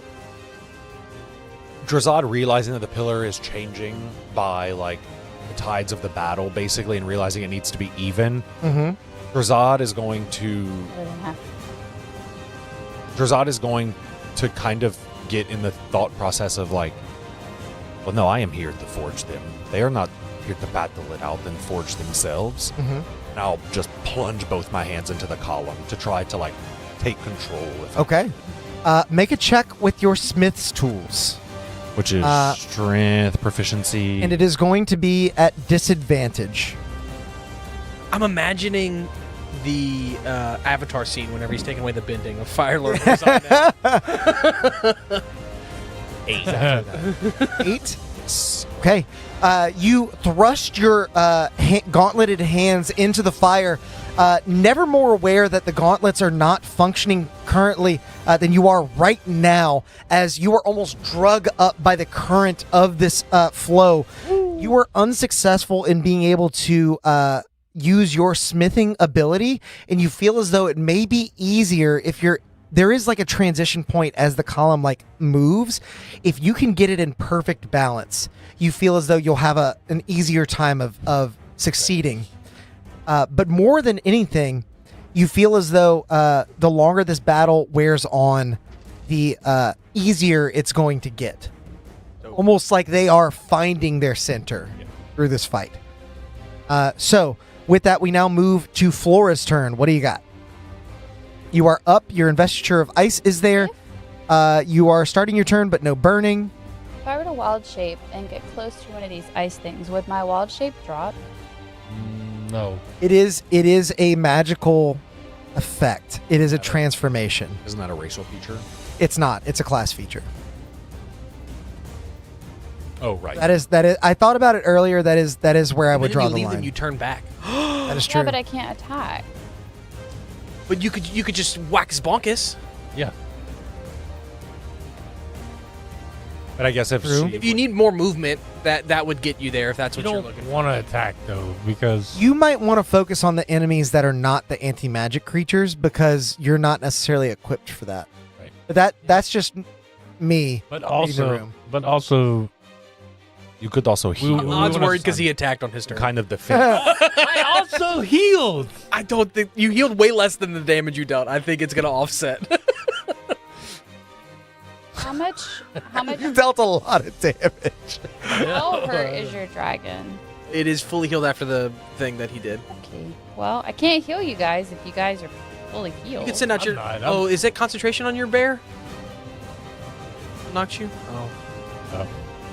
Yep. You can wild shape into something that flies and just like get up and out of the way of these No, things. I mean, who else? Who is not full? You have a bless. I'm missing 10. Okay. I'll. And odds missing More than 17. that. I will healing word odd. Okay. Hey. As you cast your healing word across the snow, you can see your words sort of ripple and snake through the anti-magic fields, finding Odd as he feels a bit of refreshment from his wayward friend. Are you doing anything else? I mean, like, I really want to attack, but I feel like I can't. So. You can. You certainly can. No, it's not worth it. That's fine. Okay. I do want to get out of that guy's range. Okay. Where are you going to? Well, I'm probably gonna. You can take the dodge action. I'm gonna. Yeah, you could take the And dodge action and then Gives disadvantage on attack rolls against you. you could take the Oh, it disengage does? action so that he just can't make an opportunity Yeah, you attack. can do that too. I'll Yeah, do these are less used options. Yeah, They're exactly. actually really good. What does dodge do? Disadvantage to hit you. Disadvantage to Until hit. your next turn. Disengage. Everything? Yeah. Yep. Oh, I'm taking the dodge. Yeah, you Okay. And basically I'm gonna stand get still. in You're that just like, little "Ha-ha." like corner over here. Like parkour. Yeah, right there. Okay. As you leave your range, the fire elemental is going to swing on you, but it has disadvantage because you are focusing on dodging its attack. Two natural 20s. What the fuck? Wow. Hey, this is why I roll without a DM screen. You never would have believed me. Silvery Holy bard? shit. Okay, you can do that. Did you use your reaction on your turn? No, right? You didn't. Not this round. Silvery Bard. Okay. It almost was another nat 20. It's I one looked up off. and saw the blue one and was like, no way. Look how close it was. Yeah, That is a 14 to hit. that does not hit. Okay, as it swings with both claws, about to jab into you, approaching from both sides, so you can't dodge it. You see Odd send a bit of magic back your way after your healing word. It's almost like a tennis match. As soon as the heel comes to me, I slap something back. Yeah. Bing! It sends a claw up in the air, giving you just enough room to maneuver out of the way of the second claw. You dive into this corner, retreating and finding yourself safe as you took a passive turn. We now move to the smoke elemental's turn. It did get hit by fire damage, so it's going to close in here, swallowing. Blind sight, so I don't know. Ooh, that's great. So it's not blinded. Cool. If you have blind sight, you're immune to the blinded condition. Oh, okay. So I am going to make 2 claw attacks on your dragon. I'll just roll them both right now. Straight rolls. One's a nat 20. The other is a 22 to hit. Both hit. Okay. You are going to take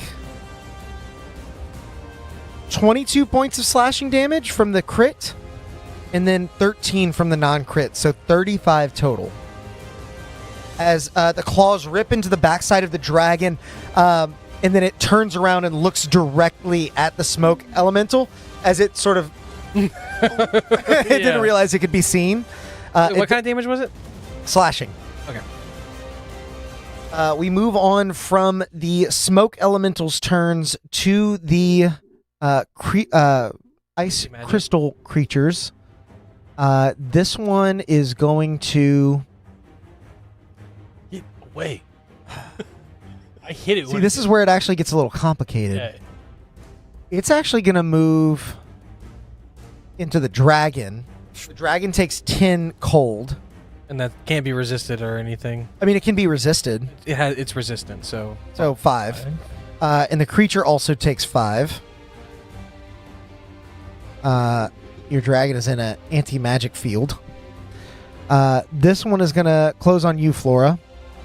You take 10 points of cold damage. It takes 5.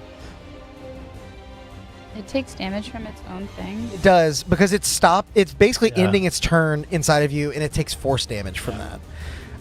Like I said, it doesn't have an actual attack. It has to do this if it wants to deal any damage. And it's going to end its turn inside of you there, Odd, so you take 10 cold. As soon as it gives them a reach us. No, I don't have a reaction. Oh, dang.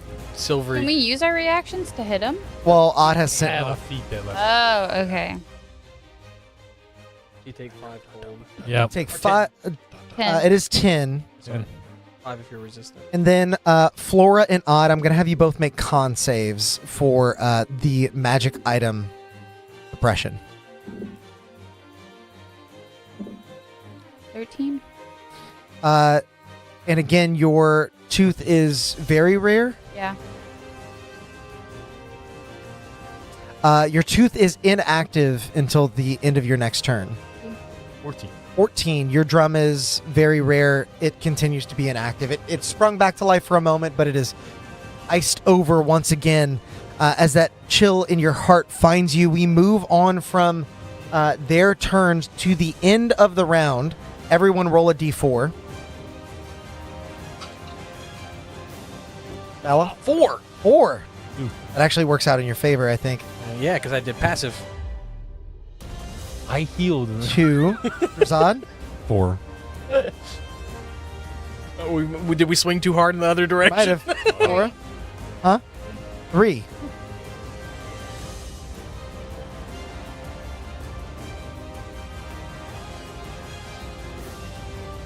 We're at 23 Bramrak, 26 savings. So not quite. It was a little too hard, but not, No, we. But there's also got to be like a give or take. yeah. So, you know. They're closer together, which is better. As this ends, the The energy flips in the room. You feel a chill rush across the chamber. Some of the magma actually begins to sear and close up into solid ground once again as the pillar does ice over once more. I'll get that in a second. Drazad potentially thinks that maybe this next turn we should split it evenly. 2 of us do ambitious things, and 2 of us are just kind of like, I'll resign. I'll chill. You should try and shake the thing again. But Drazad will, but that is going to be a his passive. passive. It's going to be a passive thing. With that, Varalmarak actually doesn't have enough points to spawn anything, but Celis certainly does. Yeah, that's what I figured they were. That it corresponds to their CR. I feel like I can tell you that now. She's going to respawn another one of these crystal things. This one's going to show up near you, Valoth. Wait, how close is it to me? It's not. Looks like about 15 feet. Yeah. Not quite there. Because I'm teleporting, right, as my reaction? Yeah. I'll put it within range so you can do it now if you want. Yeah. I'm fine with that. Bye-bye, Valoth. You hear as the battle continues to rage on ahead, Celis calls out,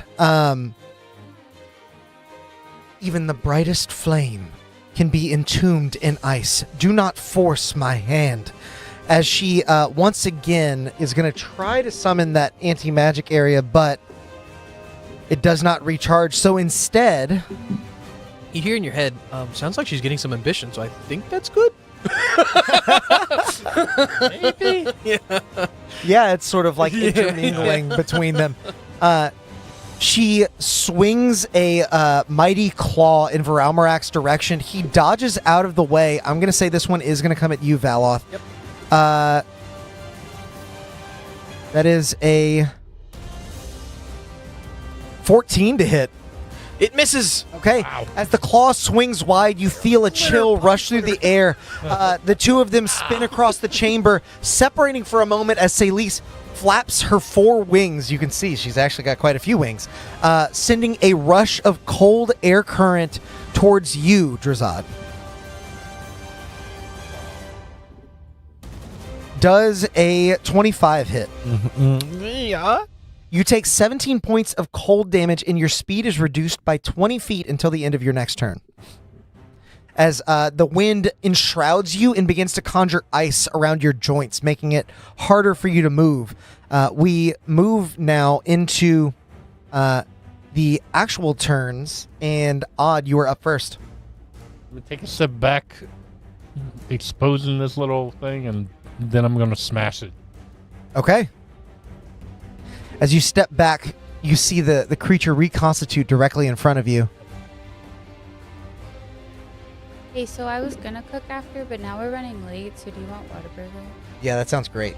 That's a hit. The Whataburger's a finale food. I agree. Yeah. Hashtag not sponsored, but Yeah, it is. I do got to remind you guys, we are sponsored by Tabletop Beard, Heck yeah. who made our very own beard oil for sale on their website. 40% off if you use code CHAOS20. It's almost half.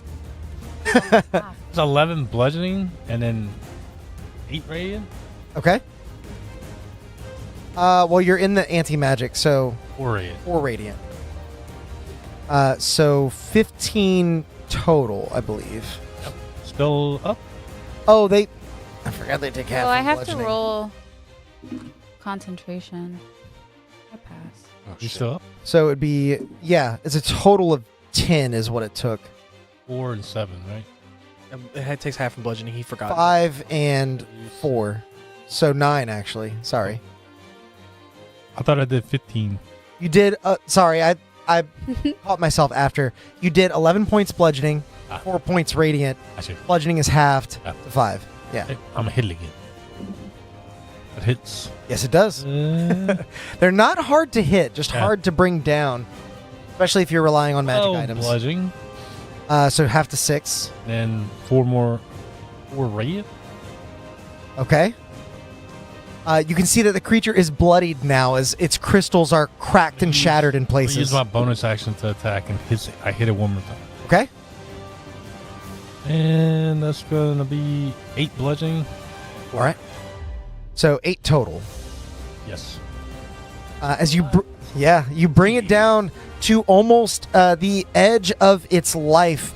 And I will say I did forget to do this, but as you shift, I'm going to have you make a dex save because you're entering the swirling...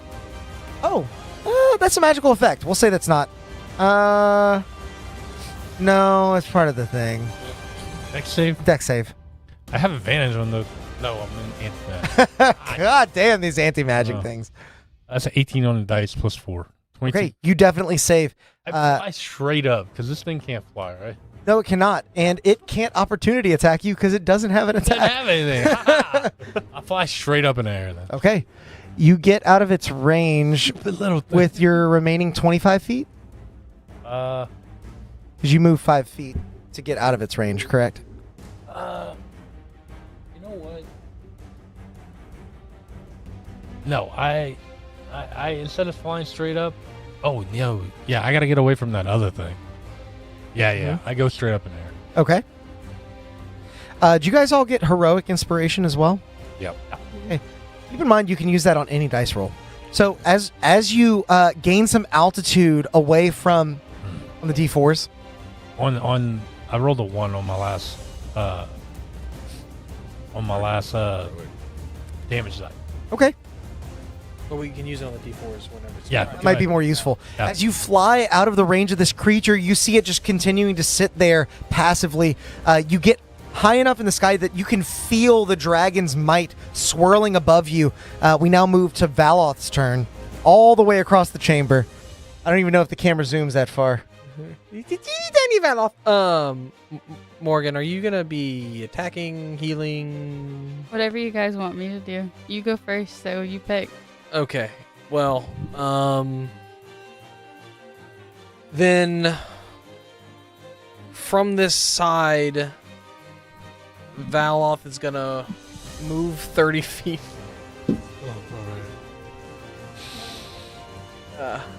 Barely staying in camera frame. There he is. And he's gonna launch a chromatic orb at his the thing's attacking his dragon friend. Okay, yeah, from across the lava. You, what type of damage are you using? It's gonna be cold as he kind of runs by the ice. I think he like swoops up some of the cold into his arcane energy and lobs it overhead. Nice. As he can. As it arcs over the lava, you can actually trace a path of stone that is being created and then dissipated as your chromatic orb makes its way across.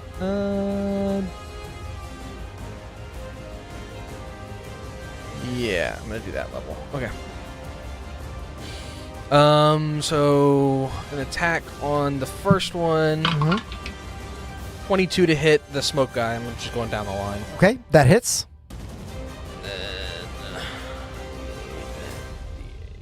D8. Shit. No doubles, but it is a pretty high damage. 9 plus 15 is 24 cold damage. Okay. With that, the elemental is still up, but you have definitely bloodied it as you see its smoky form sort of phasing in and out. Fun. And then I'm gonna Starlight Step back into here with Drazad. And then Dragon turn. Dragon is gonna turn. Yeah, you get a lot of mileage out of your attacking turns because it only counts for one, even if you get your dragon to do it too. Yeah. He's gonna make one attack on the smoke monster guy. Okay. And he has blind sight, so. Yeah. So that is. He does have an anti-magic boy in front of him. It doesn't. He's just attacking. Yeah, it doesn't matter. I gotta find his stat block again. There it is. 16. So much going on. This isn't even that. This is like level 12. So. It's my spell attack modifier, so that's a 26. That definitely hits. And then this is 5 plus 9, 14 piercing. Is he still up? It is still up. Another 26. That hits. 10 points of piercing. It is still up, but not looking good. as the dragon bites into it and claws, just trying to rip this creature apart. It seems like it may even be a little bit confused as to how it's holding together. It is not meat off the bone, so to speak. Yeah. And then the problem is its breath weapon's going to be bad things for it. So there's an anti-magic boy in front of it. It's technically in it, but yes. Oh. So anywhere you move, it'll basically take your place. Yeah, then he's going to shift, staying in these two guys' range, just like right next to them, like flying over them. Yep. And then he's going to do his breath weapon this way. So not at the fire elemental. Hit these two, yeah. Okay, yeah, you can definitely do that. Dex? Dex saves, and it is fire damage, because that's what he was summoned as. The little ice guy fails. And the smoke guy, Dex, gets a 15. Fails as well, I believe. It's your save DC. So 7 points of fire damage to both of them. Okay. As the fire damage connects with the smoke monster, it is stoked, quite literally. But the little crystal guy, not so stoked. Not super stoked, that guy. Yeah. He takes all 7 of that damage. The fire cascading out from the lava as if you are a piece of Raumarak himself. And that's it. Okay. As we move on from Valoth's turn, it is the fire elemental. It is going to 1, 2, 3 and halt here. So 5 damage to your dragon, 5.5 to 2. Getting tired? No. You need a pillow? And then that creature is going to take 5. As it actually doesn't attack one of you, it's going to attack this this icy wisp. 2 attacks coming at it. One is a hit, the other misses just wide. As it connects, it deals 13 points of damage, dissipating it from whence it came. The ice is melted almost instantly, and with the last of its movement, oh no, Battery died. Battery died. It's fine. It was here. Did this? It can get in range of you, Flora, and so it will end its turn there. You will take 2 points of fire damage total. That's after it gets halved from your resistances. Well, they're not up because the magic thing's No. Did it? You told me the magic. Oh, It did. Yeah. Take 4. 4. Correct. Technically, it does too.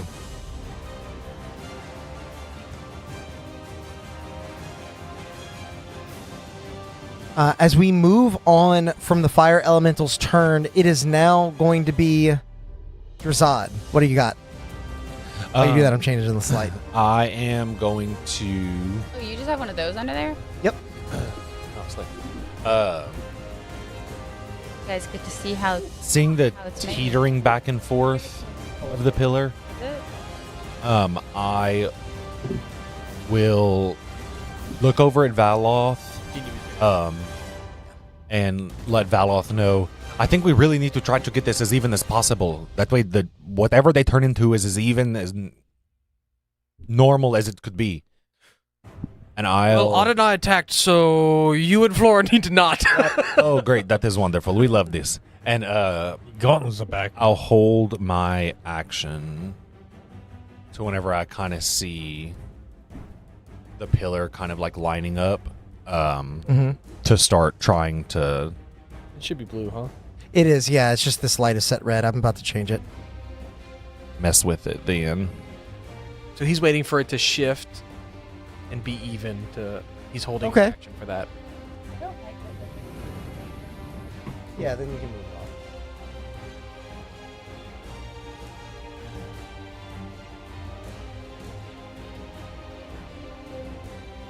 on. So you're holding your action for whenever it shifts into an advantageous position. Yes. Okay. As you sit there and wait for a moment. I will have you make a investigation check. But add your actually make it an intelligence-based check with your smith's tools. So you'll add your intelligence modifier and your proficiency bonus to the roll. You can So add intelligence at a strength now? Yeah, basically. You Take a determine chat roll. something. Or roll first. That's Well, if he takes a chat roll, then he can't use his held action. really? It's a reaction to use your held action, yes. Oh, You just do it right now. 4, 5, 6, 7. Okay. With Oh, the no, I'm 7, sorry. 8, 9, 10. with a 10, as you stare out into this light, you're trying to determine exactly how far it is in either direction. You know it's in Salis's favor, and so more aggression is helpful, but you don't know just exactly how much. Yep. So we move past your turn as you kind of hold an action to try and work your magic as best you can. Flora, it's your go. What would you like to do?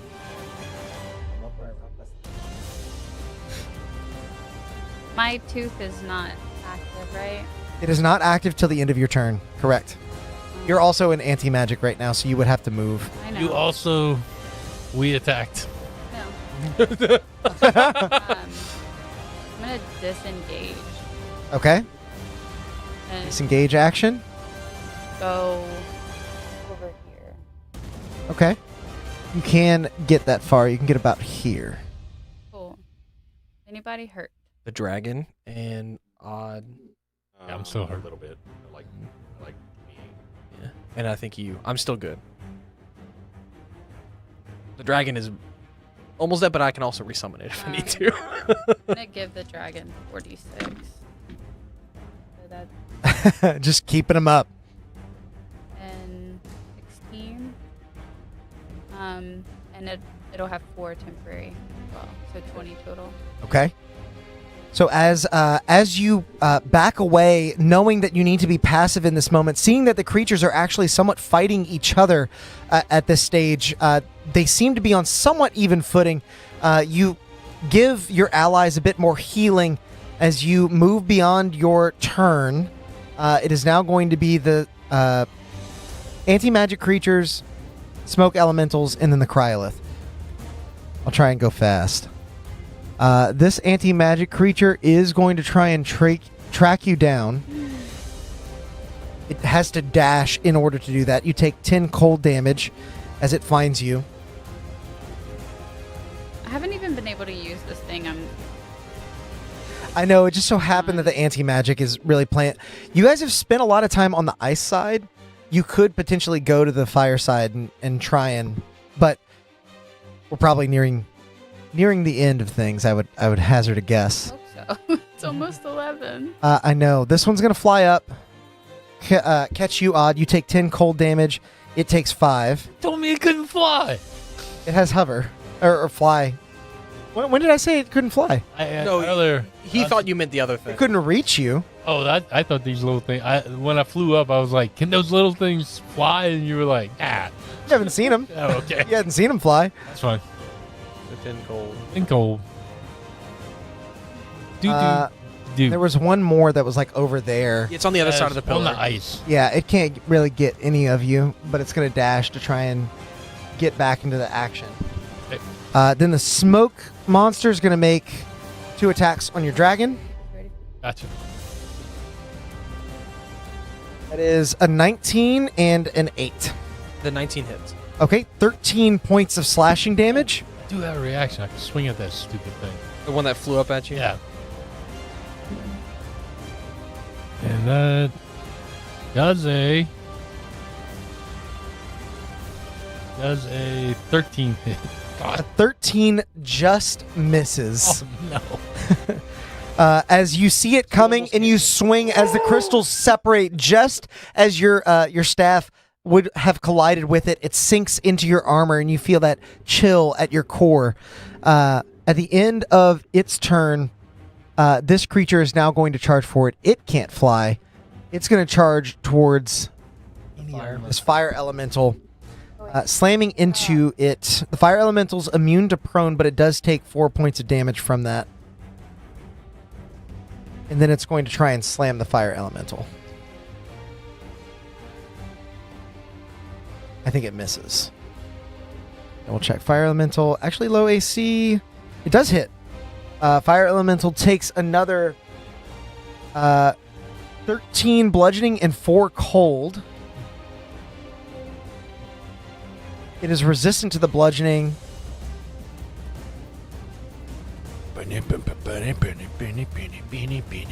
Stick your hands in it. No. And it is not restrained. As we move to the end of the round, I will have you all roll d4s again. Here we go. We can use our heroics to re-roll these to get what we need. Yeah, I don't have my heroic. That's fine. What is it at right now? I think so. Varamorak has 23. Celis has 26. Okay, well, Odd and I both rolled 1, so I think we're gonna need to use our heroics because we're the aggressive ones. I will allow you guys to use them one at a time to try and determine. Okay, you want to use yours first? Sure. Would you roll, Mo? Roll the 1. One again. Did you also roll a 1? 2 though. Okay. So 3 altogether. So 3 altogether. 3 on Varamorak's side. And then you two need to roll low. That didn't happen. We both rolled a 4. Oh. So now we're arguably at 26 and 34. Okay. As You gotta try and do it. So if it starts to shift before that happens, you are gonna try and mold. you It's already see blue. It's just going more blue. Drazad, I'm saying it's getting away from him, so you want to try before it happens. you see in this moment as Celis gets the upper hand and a willful spark from Varamorak seems to have entered her heart as she looks at him, plunges him towards the ground, freezing over the lava terrain all around him, holding him still and grasping his throat as she utters the words, "Unravel." No. Are you going to try and use this moment to bring back the balance and potentially make something out You of could this? forge it back. That might be what you can do, is like pull it back. Sure, and if that's a even. thing I can do, yeah. Okay. Make another Smith's Tools check. It will be at disadvantage. Strength is back though, and you have a bardic. Is he using his strength? though, or my intelligence? It is strength. Okay, would you like a 12? Well, Let me roll first. Well, no, Oh. I can't change it. What do you mean? he's I he's can offering afford it to a important. 12. But you can't know. I cannot know what you've rolled if I decide to do that. So do you? And you can't know either. So do you want a 12? Well, then why can you do it to him after he rolls? Because he wouldn't- just kept I accepted it he because kept I kept telling me saying it. before. I was like, stop. That was a me problem. Yes, yeah, because it's a disadvantage, so I don't think I would even. Okay. Okay. Whatever your pluses are, the 12 will get you 12 plus whatever your Well, pluses. if it's strength and proficiency, that's plus 8 altogether. So that's a dirty 20. Then you roll your d10 on top. Your bardic inspiration, yeah, on top of that. Yeah, I can do that. Do it. Okay, so important to a 12. Okay. Hey, Drazad, you get a 12 plus your modifiers for your Smith's Tools plus 9. So 27. 27. Oh, 27 total. 29. 29. 29? The 12 got you to a dirty Oh, 20. right, not 18. Yeah. Yes. Okay. Yeah. I ghost you. You know the movie Ghost? Oh my god. No, I don't. Yeah. That is lost on me. Valoth, you look across the chamber, or rather across the glow, and see Drazad struggling, trying to keep this under wraps as Celis threatens to destroy Varamorak rather than binding with him. The forge is nearly completely cold, unlit. There is but a smolder underneath. Valoth, you reach out at the last second and channel a bit of heat into the ground as Varamorak's fire begins to rekindle. Drazad, you don't rely on your divinity. Rather, you rely on the skills that you have acquired over a lifetime. You funnel that through your gauntlets of ogre power, using your own strength to fuel your abilities.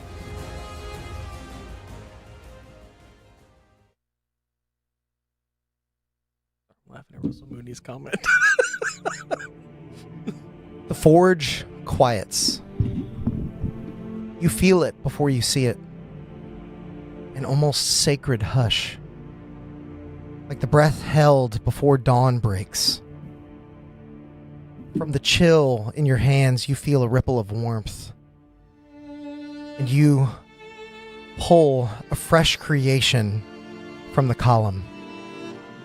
The handle is a deep midnight glass, obsidian carved from the soul of the mountain. Coiled around it is a stream of white metal, flowing like silver fire, ever shifting, never fixed.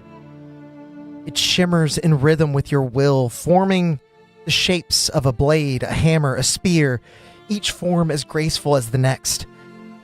You see in it both fury and stillness, heat and frost, chaos and order.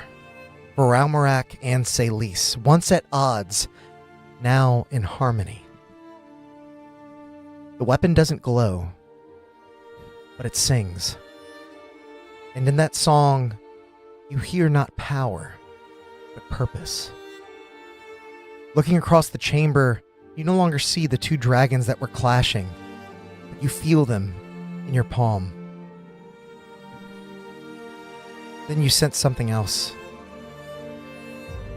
He does not speak. He only watches. The steam coils around him like mist around a statue of fire. His molten eyes reflecting the weapon in Drazad's hands. A slow, subtle nod is all he offers. But in it, you read volumes. Approval. And pride. You'll see a tear kind of shed from Drazad's eye. But from that same eye, he gives a little wink and he goes,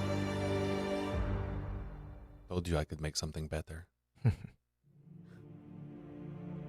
You know this was always your fire to tend. Then you see Pyraxis, his visage, turn towards the west. Oh. No. He's a giant. He just got lava eyeballs. Yeah. Two dragons make a dragon. That's what we're trying to say here. I love that. I don't know where. Light in his core dims as his form melts into the fog. And though the fog is silent, your chest is not. There's a weight behind your ribs, an omen. You feel it now, pulsing beneath the mountain like a heartbeat long buried. The pale halls are stirring. The cold is not just returning, it is awaking. And this cold is different from what you faced here today. But this time, when Dekaran rises, you will be ready. What do you do?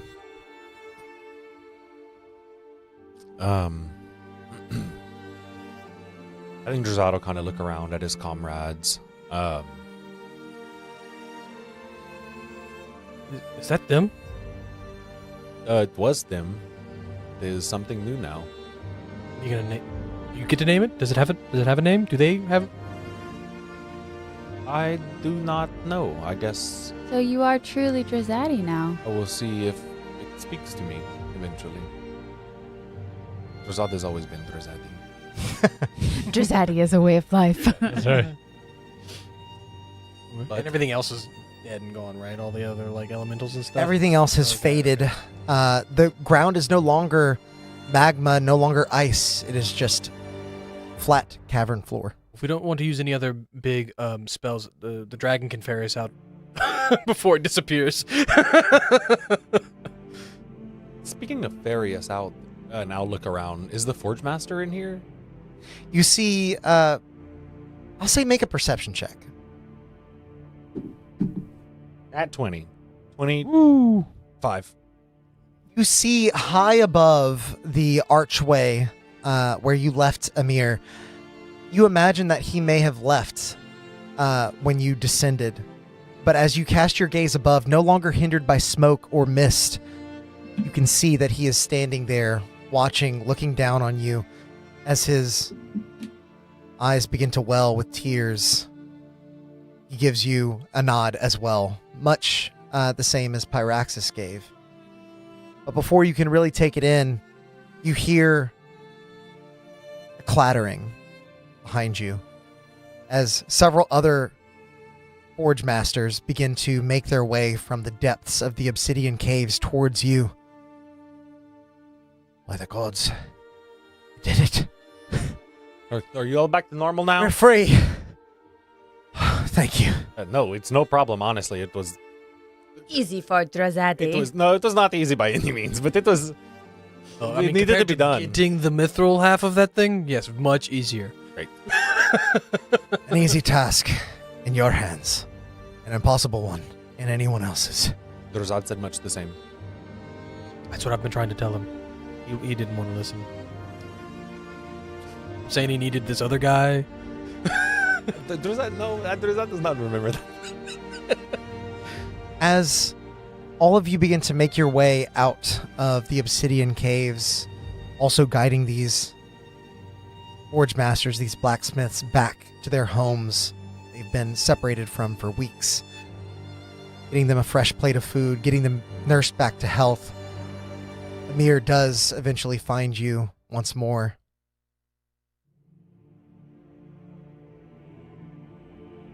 I've learned much from you in our tutelage. But today, I feel, was not a learned moment. Simply a miracle. Though I believed you could do it, I'm glad to have borne witness. It is one of those things that you wouldn't believe it unless you saw it. Although this time when we pass it into legend, we should probably be more concise about it. Perhaps. But that, I believe, will be up to you. Svathvar's new forgemaster. And Val erases what he just wrote in his journal. He's sort of once again takes that militant stance, but bows to you as you see many of the other dwarves and blacksmiths eating at their long tables in one of the forge halls, clattering and standing up as they now begin to take a knee. Flora is crying, as everyone would expect. And as everyone else takes a knee, she's going to do the traditional Zashitan bow for you as well. I'll look over at Flora. Val is going to take a knee too. Yep. And I'll give Flora her traditional Zashi bow.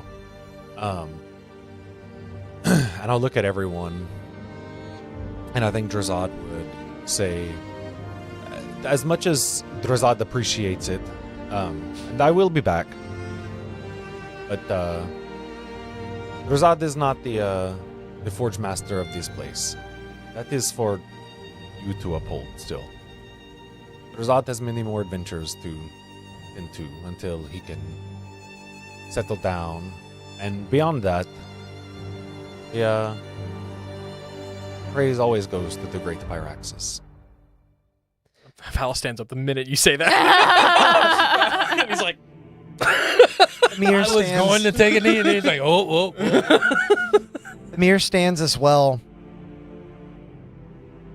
The title would not hold you here, but if you see me fit to continue leading, then I will.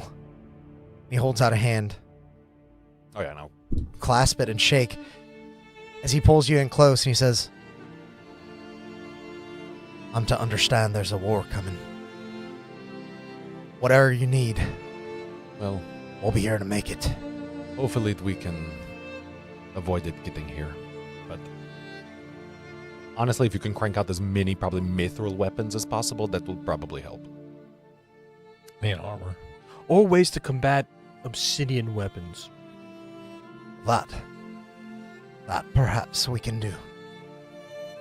And as the scene closes, we see many of the dwarven workers, rather the blacksmiths, some of them not dwarven, getting back to their forges. The billows of black smoke rekindled over the sky of Svathmar.